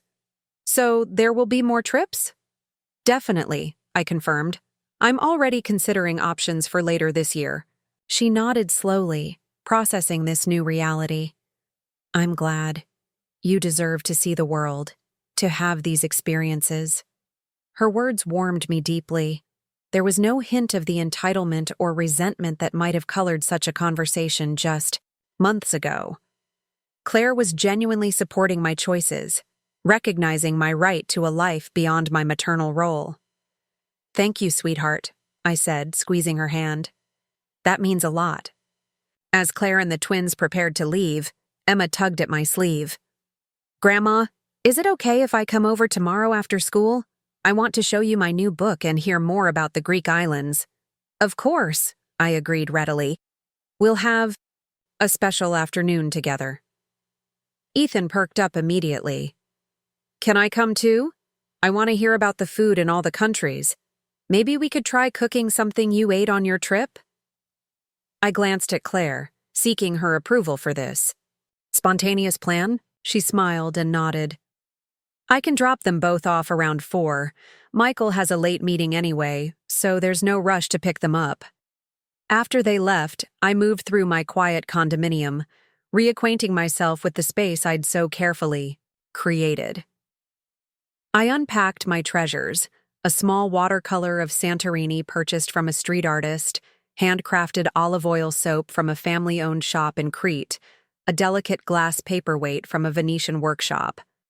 Each item represented not just a destination visited, but a moment fully lived, a choice freely made, an experience unfiltered through anyone else's needs or expectations. Together, they formed a mosaic of my emerging identity. Patricia Winters, not defined by what she gave to others but by what she discovered within herself. As I prepared for bed that night, I realized with quiet certainty that my journey had only just begun. The Mediterranean cruise hadn't been a once-in-a-lifetime splurge or a temporary escape from reality. It had been the first step toward an entirely new way of living, one where self-respect wasn't selfish, where joy wasn't a luxury, and where my worth wasn't measured by what I sacrificed for others.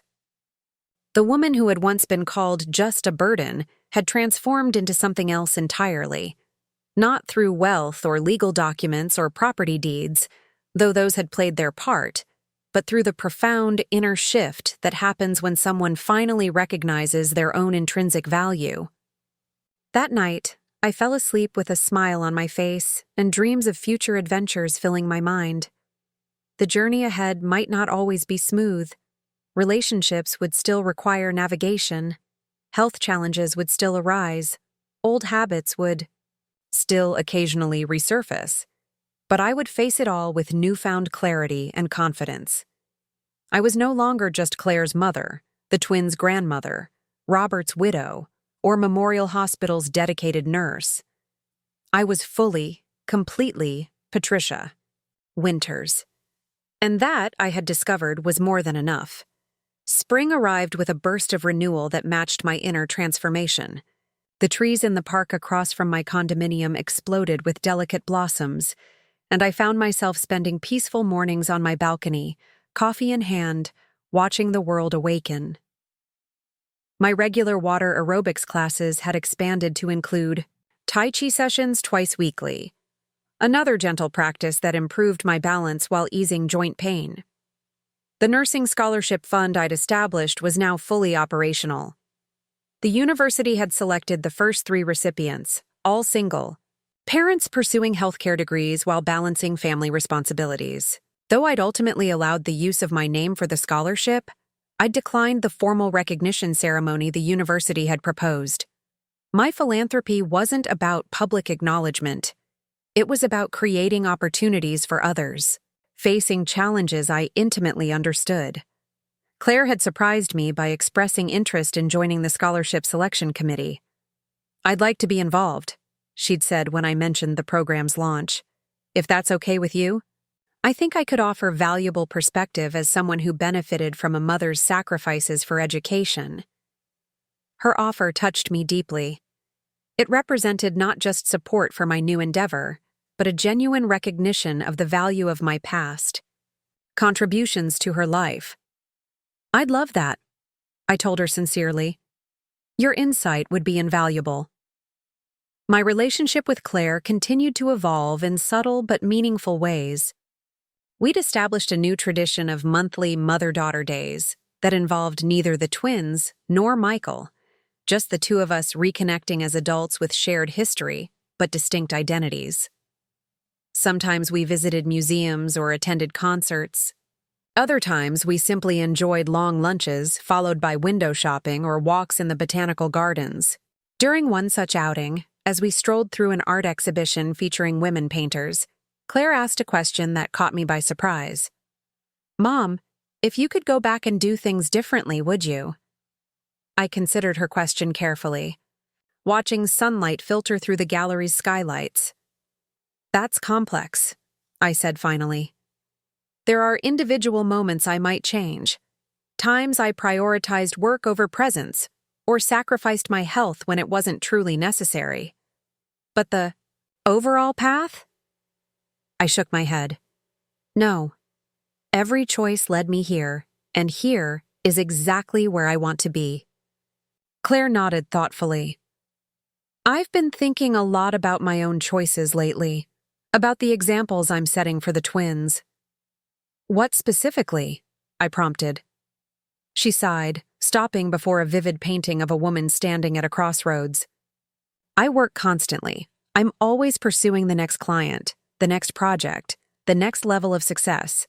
I tell myself it's to provide security for the twins, but honestly, it's mostly about my own ambition, my need to prove myself."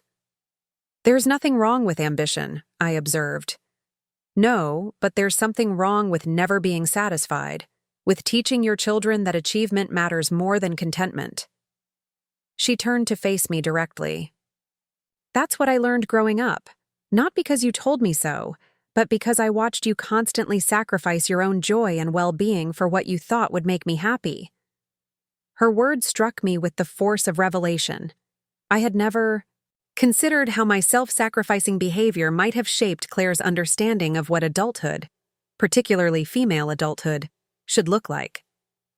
In trying to give her everything, had I inadvertently taught her that her own needs should always come last? "I'm sorry if that pattern has created pressure for you," I said softly. "That was never my intention." "I know," Claire assured me. "And I'm not blaming you. You did what you thought was best with the resources and understanding you had. I'm just trying to break the cycle before I pass it on to Emma and Ethan." We continued through the gallery, moving from painting to painting, but focused more on our conversation than the artwork. Claire shared her growing realization that her driven professional life was mirroring my workaholic tendencies, albeit in a different field and economic bracket. She'd been reflecting on whether her constant striving for the next high-profile design project was truly necessary for her family's well-being, or merely a habitual response to deep-seated insecurity. Michael suggested I consider scaling back, she admitted, taking fewer clients but charging more, focusing on projects I truly feel passionate about rather than accepting everything that comes my way. "What do you think about that idea?" I asked. "Honestly, it terrifies me," Claire confessed. "What if the clients stop coming? What if I lose momentum? What if I'm not as essential once I'm less available?" I recognized these fears intimately, the same anxieties that had kept me working double shifts even when my body protested, that had made me reluctant to ever say no to requests for help or extra contributions. "Those feelings are valid," I acknowledged, "but ask yourself, essential to whom? And at what cost?" Claire was quiet for a long moment. "I want to be essential to my children," she said finally. "Not just as a provider, but as a presence, a guide. And I want to reclaim parts of myself that have gotten lost in the constant hustle." "That sounds like a worthy goal," I said warmly. "And I'm here to support you however I can." She smiled at me, her eyes bright with unexpected tears. "You already are. By showing me it's never too late to prioritize joy and self-respect, by demonstrating that boundaries can coexist with love." We embraced there in the gallery, surrounded by images of women at various crossroads, each making choices that would define not just their own lives, but potentially generations to follow. I felt the weight and beauty of this connection, mother and daughter, each learning from the other, each finding her own way forward. The twins continued to be regular visitors at my condominium. Emma had indeed claimed the window seat as her special reading nook, often arriving with a stack of books and spending hours lost in their pages while I worked nearby. Ethan's cooking lessons had evolved into a serious culinary education. We were systematically working through classic techniques from a professional cookbook he'd received for his birthday. One Saturday afternoon in April, as Ethan carefully measured ingredients for a bechamel sauce, he asked a question that had clearly been on his mind for some time. "Grandma, why did you give Mom so much money for so long when she already had plenty?" I glanced up from the vegetables I was chopping, surprised by his directness. "What makes you ask that, Ethan?" He stirred the roux with careful concentration. "I heard Mom and Dad talking. Dad said you'd been supporting them financially even, when they didn't really need it, and that they should have stopped accepting your help years ago." I considered how to respond appropriately without undermining Claire and Michael's parental authority. Sometimes family relationships develop certain patterns that are difficult to change, I said carefully. Your mom and I had established a dynamic where I provided support because that was what I'd always done. It took a significant event for us both to recognize it wasn't necessary anymore. Ethan nodded solemnly. Like when you add too much salt to a recipe out of habit, even though it already tastes fine without it. I smiled at his culinary metaphor. That's actually a perfect analogy. Sometimes we do things out of habit rather than necessity, and it takes conscious effort to change those patterns. "I'm glad you stopped," he said simply, returning to his sauce. "You seem happier now. And Mom and Dad are okay. They still go on vacations and buy stuff. They just talk more about budgets now." His observation warmed me. Children often perceived emotional truths adults tried to conceal, and Ethan had clearly noticed the positive changes in our family dynamic despite the adults' attempts to shield the twins from financial discussions. "The most important things in life aren't about money," I told him. "They're about respect, kindness, and being true to yourself and others." "Like letting me cook real recipes instead of just kid stuff," Ethan noted with the particular logic of a 10-year-old. "That's Respect. Exactly, I agreed, touched by his understanding. Later that evening, after the twins had been picked up by Michael, I received an unexpected phone call from Harold. We'd maintained regular contact since the cruise, exchanging emails about books we'd read and occasional phone conversations about potential future travels.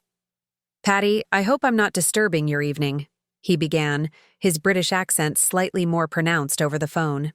"Not at all," I assured him. "It's lovely to hear your voice." "I'm calling because I've received an unexpected invitation that I thought might interest you as well. The classical music festival I mentioned, the one in Vienna where I serve on FIAR, the advisory board, has asked me to give a series of lectures on the historical context of this year's featured compositions. I'll be there for 3 weeks in July." "That sounds wonderful," I said sincerely. "What an honor." "Indeed," he agreed. "But here's the part that might interest you. As a lecturer, I'm entitled to bring a guest who would receive complimentary accommodation and festival passes. I wondered if you might consider joining me." The invitation took me by surprise. Harold and I had discussed potential travel plans in abstract terms. But this was a concrete proposal. 3 weeks in Vienna, experiencing world-class classical music performances while exploring one of Europe's most culturally rich cities. "I'd be delighted," I found myself saying before I'd fully processed all the implications. "It sounds like an extraordinary opportunity." "Marvelous." Harold sounded genuinely pleased. "We'd each have our own suite at the faculty residence." "Of course," he added quickly. "I'm inviting you as a friend and fellow traveler. Nothing more presumptuous than that." I appreciated his clarity. At our age, with our established lives and complicated histories, neither of us was seeking romantic entanglement. What we offered each other was intellectual companionship, cultural exchange, and the comfortable camaraderie of contemporaries who enjoyed similar interests. "I understand completely," I assured him. "And I'm truly grateful for the invitation. Vienna has always been on my travel wish list." We spent the next hour discussing practicalities, the festival schedule, flight options, what to pack for Austrian summer weather. By the time we said goodbye, I was already mentally planning the experience, envisioning myself sitting in historic concert halls, strolling through imperial gardens, perhaps even attempting to speak the few German phrases I'd begun learning, through an app on my phone. The next day, I invited Claire for coffee to share my plans. I felt a familiar flutter of anxiety as I prepared to tell her about this extended international trip, an old habit of anticipating disapproval or resistance when my choices didn't center around family availability. Claire arrived looking harried, her designer handbag overflowing with fabric swatches and paint samples. "Sorry I'm late," she apologized, dropping into the chair across from me. "Client meeting ran over, as usual." "No problem," I assured her. "I appreciate you making time. I have some news I wanted to share with you in person." Something in my tone must have alerted her, because she set aside her samples and gave me her full attention. "What's going on? Everything okay?" "Everything's wonderful," I said, smiling to reassure her. "I've been invited to Vienna this summer for 3 weeks in July. A classical music festival. Harold, my friend from the cruise, is giving lectures there and has invited me as his guest." I watched Claire's face carefully, noting the flicker of surprise followed quickly by a measured neutrality. The old Claire might have immediately expressed concern or raised logistical objections. The new Claire was clearly making a conscious effort to respond differently. "Vienna in summer sounds lovely," she said after a brief pause. "That's quite an opportunity." "It is," I agreed. All the accommodations and festival passes are provided as part of Harold's lecturer package. I'd only need to cover my flights and personal expenses. Claire nodded, still processing. 3 weeks is substantial. The twins will miss you." "I'll miss them too," I acknowledged. but we can arrange video calls, and I'll bring back wonderful stories and souvenirs. Of course. Claire absently stirred her untouched coffee. And Harold is just a friend? The question didn't surprise me. Despite our changing relationship, Claire still viewed me primarily as her mother, someone whose romantic life was either non-existent or not to be acknowledged. Yes, just a friend, I confirmed. We enjoy each other's company and share interests in travel, music, and history. We'll have separate accommodations at the faculty residence. Claire seemed relieved by this clarification. That's good. I mean, not that it would be bad if... I just wouldn't want you to be hurt or taken advantage of. I smiled at her protective instinct. I appreciate your concern, but I'm quite capable of managing my own relationships, platonic or otherwise, at this stage of life. Harold is a gentleman and a scholar in the truest sense of both words. Of course you are, Claire said quickly. I didn't mean to imply otherwise. It's just... This is all still new to me. Seeing you as someone with an independent life that includes international travels and friendships I know nothing about. Her honest admission touched me. It's new for me too, I said gently. But it's a good new, don't you think? For both of us? She nodded, her expression softening. Definitely good, just requires adjustment.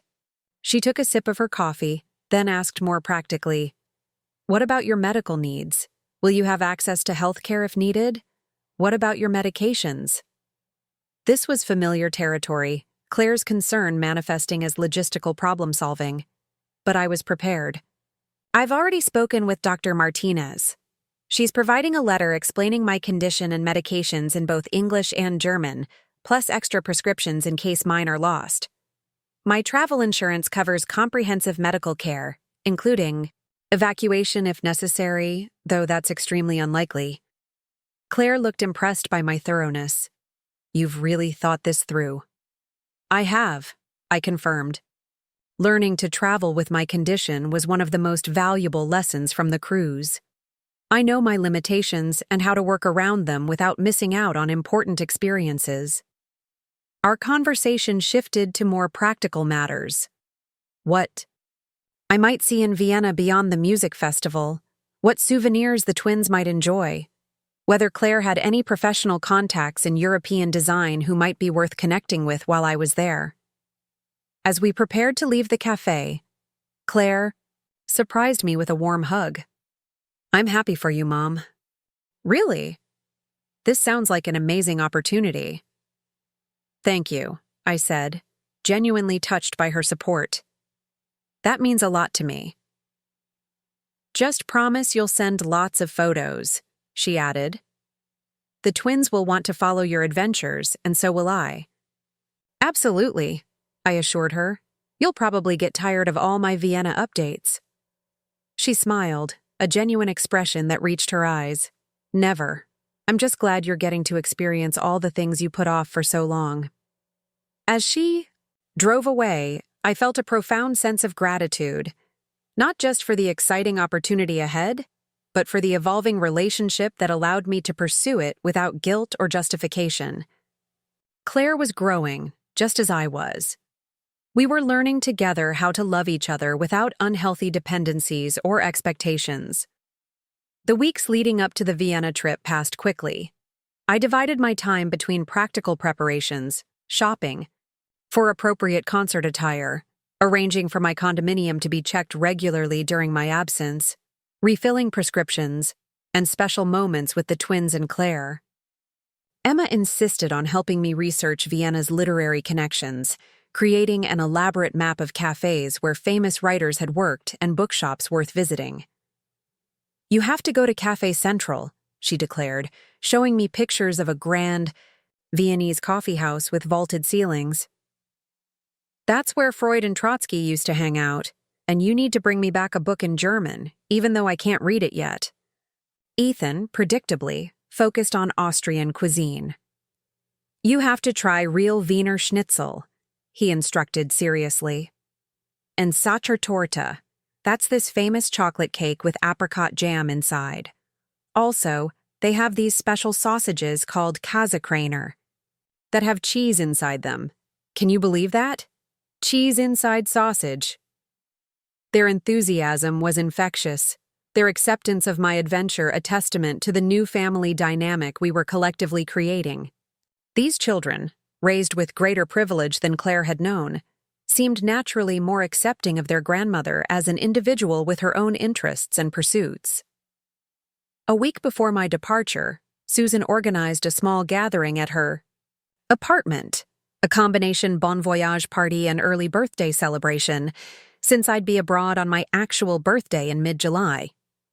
64 years young and jetting off to European music festivals with distinguished British gentlemen, she teased as she served homemade cake to our small circle of friends. Who would have imagined this a year ago?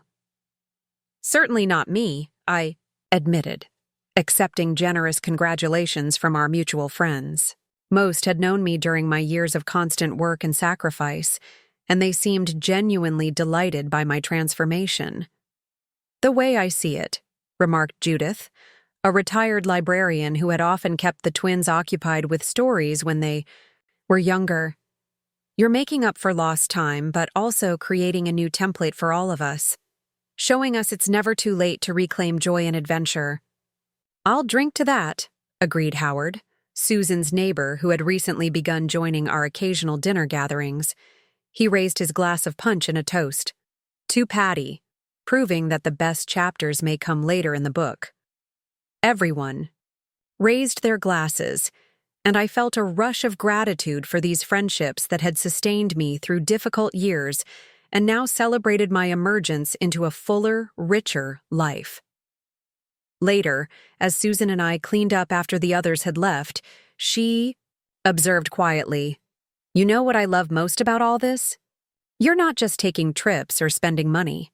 You're fundamentally rewriting your story, creating a new understanding of who Patricia Winters really is." Her observation resonated deeply. This wasn't merely about indulging in long-deferred pleasures. It was about reclaiming my narrative, recognizing that the story of my life didn't have to be defined solely by what I'd given to others, but could also include what I discovered for myself. 2 days before my departure for Vienna, I received an unexpected delivery, a beautifully wrapped package from Claire. Inside was an elegant leather-bound travel journal, its cover embossed with my initials, and a quote from Audrey Hepburn. "Paris is always a good idea." The accompanying note read, "I know you're going to Vienna, not Paris, but the sentiment applies to any place that makes your heart happy. Fill these pages with wonderful memories. Love, Claire." I ran my fingers over the smooth leather, deeply, touched by the thoughtfulness of her gift. The journal represented more than a practical item for recording my travels. It symbolized Claire's wholehearted endorsement of my journey, both the literal trip to Vienna and the broader journey of self-discovery I'd embarked upon. I called her immediately to express my thanks. "It's perfect," I told her. "I'll treasure." "Height." "I'm glad you like it," she replied, sounding pleased. "I wanted you to have something special for documenting this adventure, something worthy of the experiences you'll have. It means so much that you'd think of this," I said, emotion making my voice slightly unsteady. "Not just the journal itself, but what it represents." "I know," Claire said softly. "That's why I chose it. I want you to know I truly support this chapter of your life, Mom.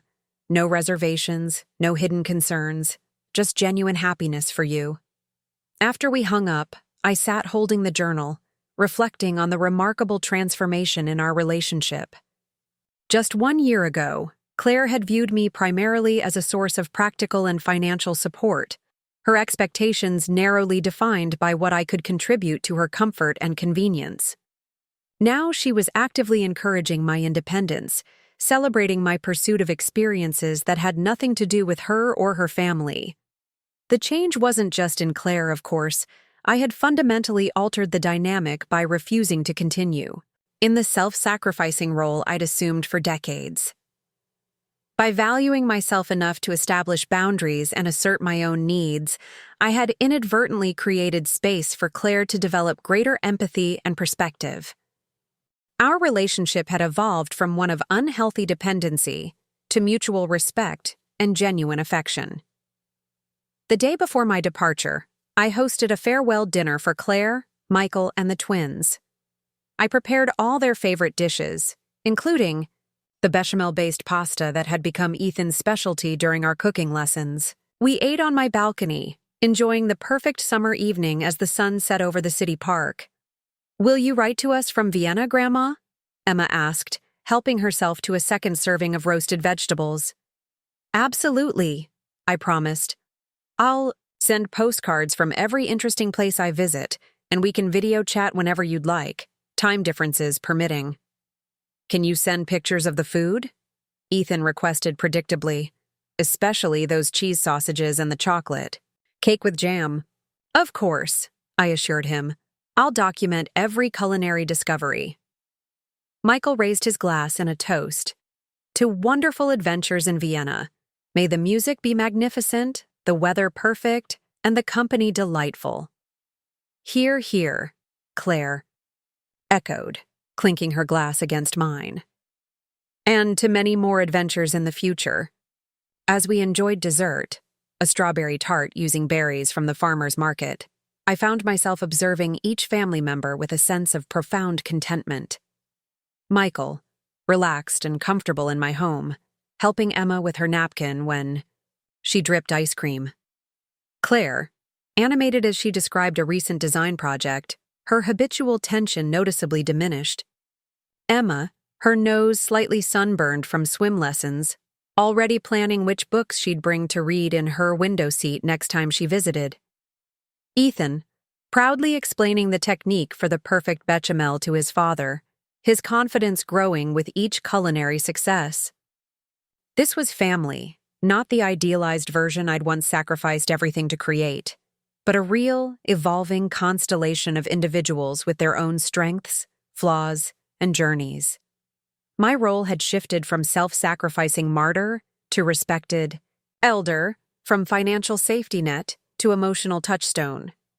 The change had freed not just me but all of us to relate more authentically, to love more genuinely. After dinner, as Claire and Michael cleared the table despite my protests that they should leave everything for me to handle later, Emma approached with a carefully wrapped package. "We made you something for your trip," she announced, with Ethan nodding eagerly beside her. "Open it now, okay?" Inside was a handmade book titled Grandma's Vienna Adventure Guide. Each page featured drawings by the twins, Emma's meticulous illustrations of landmarks like St. Stephen's Cathedral and the Vienna State Opera House, paired with Ethan's colorful renderings of Austrian foods and detailed descriptions of what made each special. "We did research," Emma explained proudly, "and we included maps so you won't get lost. Plus a dictionary in the back with important food words in German," Ethan added, flipping to show me carefully copied vocabulary. Like Käse means cheese, and Kuchen means cake. "This is absolutely the most wonderful travel guide I've ever seen," I told them sincerely, drawing them both into a hug. "I'll take it everywhere with me in Vienna." As they beamed with pride, I caught Claire's eye over their heads. She mouthed silently, "They worked on it for weeks." That small detail, my grandchildren spending weeks creating a personalized guide for my journey, encouraged by their mother who once might have resented any attention diverted from her own needs, moved me deeply. This was the true measure of our family's growth. Not grand gestures or dramatic confrontations, but these quiet moments of genuine support and celebration. Later, after everyone had left and I was completing my final packing, I placed the twins' guidebook carefully in my carry-on bag alongside Claire's journal and my essential medications. These items represented the perfect balance I was finally achieving, honoring my connections to those I loved while pursuing my own path of discovery and growth. Tomorrow I would board a plane to Vienna, embarking on a new adventure with Harold and the world of classical music. But tonight, I savored the equally meaningful journey I'd already undertaken. From someone defined solely by what she gave to others, to a woman who had reclaimed her right to joy, adventure, and self-determination. The woman whose name appeared on property deeds had ultimately discovered something far more valuable. Her name on her own life, claimed fully and without apology. Vienna exceeded every expectation. From the moment I stepped off the plane into the elegant efficiency of the Austrian airport, I felt a sense of possibility that had become delightfully familiar in my new life. Harold met me at arrivals, his tall figure easy to spot among the waiting crowd. We embraced like the old friends. We had become comfortable in each other's presence without pretense or expectation. "Welcome to Vienna," he said warmly. "I do believe you're going to fall in love with this city." He was right. The faculty residence where we stayed overlooked one of Vienna's many parks, its windows framing views of chestnut trees and distant spires. My suite was spacious and thoughtfully appointed, with a small kitchenette, a writing desk positioned perfectly by the window, and a surprisingly comfortable bed. Each morning, I woke to birdsong and the gentle bustle of Viennese commuters on their way to work. The music festival itself was a revelation. From intimate chamber performances in historic palaces to grand orchestral productions in world-famous concert halls, each experience deepened my appreciation for classical composition. Harold's lectures provided fascinating context, illuminating the historical and cultural forces that had shaped each piece. I attended every one, sitting in the front row and watching with quiet pride as audiences responded to his engaging, accessible approach to what might otherwise have seemed intimidating material. Between performances and lectures, we explored the city together. We visited the majestic Schönbrunn Palace with its spectacular gardens, toured the Kunsthistorisches Museum with its breathtaking collection of old masters, and spent hours in Vienna's famous coffee houses, savoring rich torts and perfectly prepared coffee while watching the world go by. I documented everything in Claire's journal, not just where we went and what we saw, but how it felt to experience these treasures firsthand. The particular quality of light in St. Stephen's Cathedral, the unexpected emotion that overwhelmed me during a Mozart piano concerto, the taste of my first authentic Sachertorte that had Ethan's descriptions echoing in my mind. True to my promise, I sent the twins postcards from every significant site, addressing Emma's to the literary scout, and Ethan's to the culinary explorer. I included small details I knew would delight them, a mention of the specific breeds of horses at the Spanish riding school for Emma, who had recently developed an interest in equestrian pursuits, and detailed descriptions of Viennese sausage varieties for Ethan. During our second week, Harold introduced me to several of his academic colleagues who were also participating in the festival. Over dinner at a traditional Austrian restaurant, we discussed everything from musical theory to international politics, the conversation flowing effortlessly despite our diverse backgrounds. I found myself contributing confidently to these discussions, sharing perspectives shaped by my medical career and life experiences, without the self-deprecation that might once have characterized my interactions with such accomplished individuals. "You've made quite an impression on Elsa," Harold remarked as we walked back to our residence after dinner. "She's not easily impressed, I assure you." Elsa, a formidable musicologist from Berlin, had engaged me in an extended conversation about the intersection of music and healing, fascinated by my observations about how certain compositions affected patients in hospital settings. "She's remarkable," I replied. "I've never met anyone who can discuss Schubert's final works and the latest neuroscience research with equal authority." "You held your own admirably," Harold noted. "You don't give yourself enough credit for your intellectual capabilities, Patty." His observation struck me as both accurate and outdated. The old Patricia would indeed have diminished her contributions, deflected compliments, positioned herself as less worthy of inclusion in such rarefied company. But I was no longer that woman. "Actually," I said with a smile, "I think I'm finally learning to recognize my own value in all contexts. not just as a caregiver or supporter, but as a thinker and contributor in my own right. Harold nodded approvingly. Well observed. It's been remarkable watching your evolution even in the relatively short time I've known you. My birthday fell during our final week in Vienna. I'd mentioned it casually to Harold, but hadn't expected any particular celebration, content to mark the occasion simply by being in this beautiful city. To my surprise, I woke that morning to find a small package outside my door, accompanied by a handwritten note from Harold inviting me to prepare for a special day. The package contained a delicate silver brooch shaped like a treble clef, elegant, without being ostentatious. Harold's note explained that he'd arranged for us to attend a private recital by one of the festival's most acclaimed pianists, followed by dinner at a restaurant that had been serving Viennese specialties since 1748. The day unfolded like a perfectly composed piece of music, the exclusive piano recital in a salon once frequented by Beethoven himself, a leisurely walk through Vienna's historic streets as Harold shared stories about the composers who had lived and worked there, and finally dinner in a wood-paneled restaurant where waiters in formal attire served traditional dishes with ceremonial precision. "I hope you've enjoyed your birthday," Harold said as we lingered over coffee and a shared slice of Sachertorte. "It's been absolutely perfect," I assured him. "One of the most memorable birthdays of my life." "I have one more surprise," he said, sliding an envelope across the table. "Nothing extravagant, just something I thought might appeal to you." Inside were 2 tickets to a winter performance of The Nutcracker by the Vienna State Ballet, dated for December. "I know it's months away," Harold said, a hint of uncertainty in his usually confident manner. "And presumptuous of me to assume you'd want to return to Vienna so soon. But I'll be back then for a winter lecture series, and I thought perhaps—" "I'd love to come back," I said warmly, touched by both the invitation and the careful way he'd presented it as an opportunity rather than an expectation.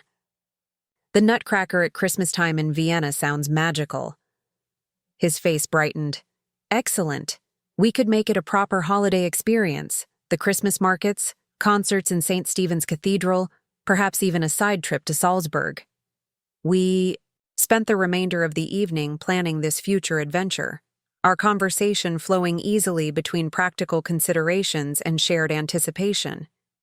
There was no pressure, no hidden agenda, just 2 friends who enjoyed each other's company and shared a love of cultural experiences. As our time in Vienna drew to a close, I realized how profoundly this experience had affected me. Beyond the magnificent music and architectural splendors, beyond the culinary delights and intellectual stimulation, I had discovered a new dimension of myself, a woman comfortable in international settings, engaged with art and ideas, forming meaningful connections across cultural and geographical boundaries. When I returned home, my condo felt simultaneously familiar and slightly different, as though my expanded worldview had subtly altered my perception of my everyday surroundings. The twins pounced on me the moment I arrived, eager for stories and souvenirs. I had brought them each carefully selected gifts, a beautifully illustrated book of Mozart's life for Emma and an authentic Austrian cookbook adapted for young chefs for Ethan. "Did you use our guidebook?" Emma asked eagerly, as she unwrapped her present. "Every single day," I assured her, showing her the now well-thumbed pages with my notes in the margins. "Your maps were especially helpful when I was exploring on my own." "Did you try the Käsekraner?" Ethan wanted to know, already flipping through his new cookbook. "I did," I confirmed. "They were exactly as delicious as you predicted. I have photos to prove it." Claire watched our reunion with an expression of contentment, seemingly genuinely happy to see her children so engaged with my experiences rather than jealous of their attention. When the twins were occupied with their gifts, she embraced me warmly. "Welcome home, world traveler," she said. "You look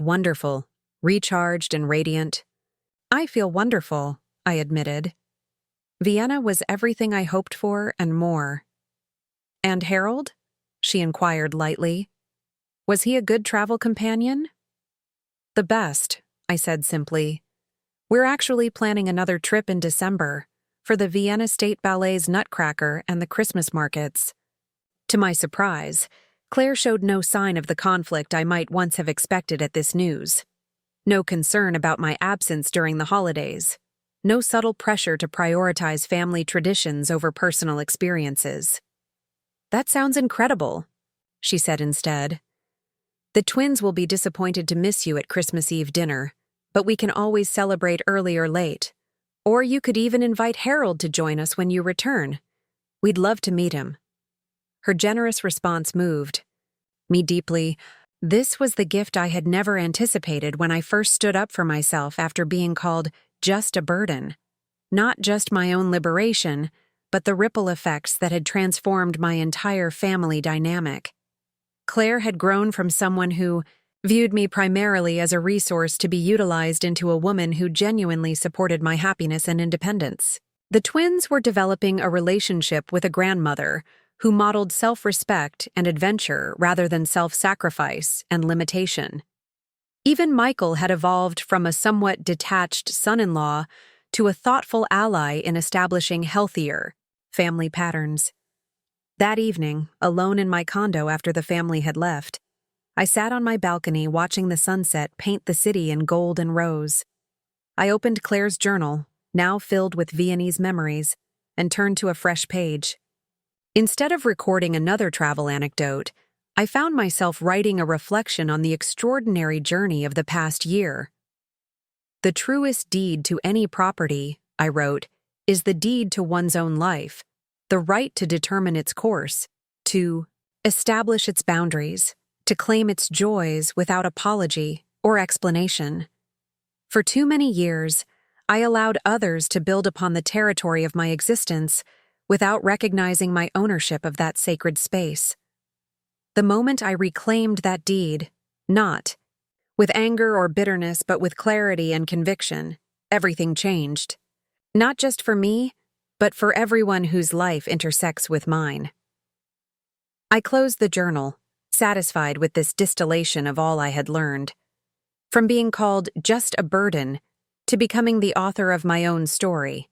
From financial sacrifice to flourishing independence. From enabling unhealthy patterns to establishing mutual respect. Each step had been essential to this transformation.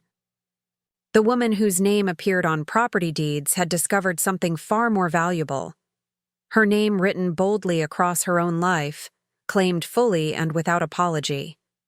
Up next, you've got 2 more standout stories right on your screen. If this one hit the mark, you won't want to pass these up. Just click and check them out.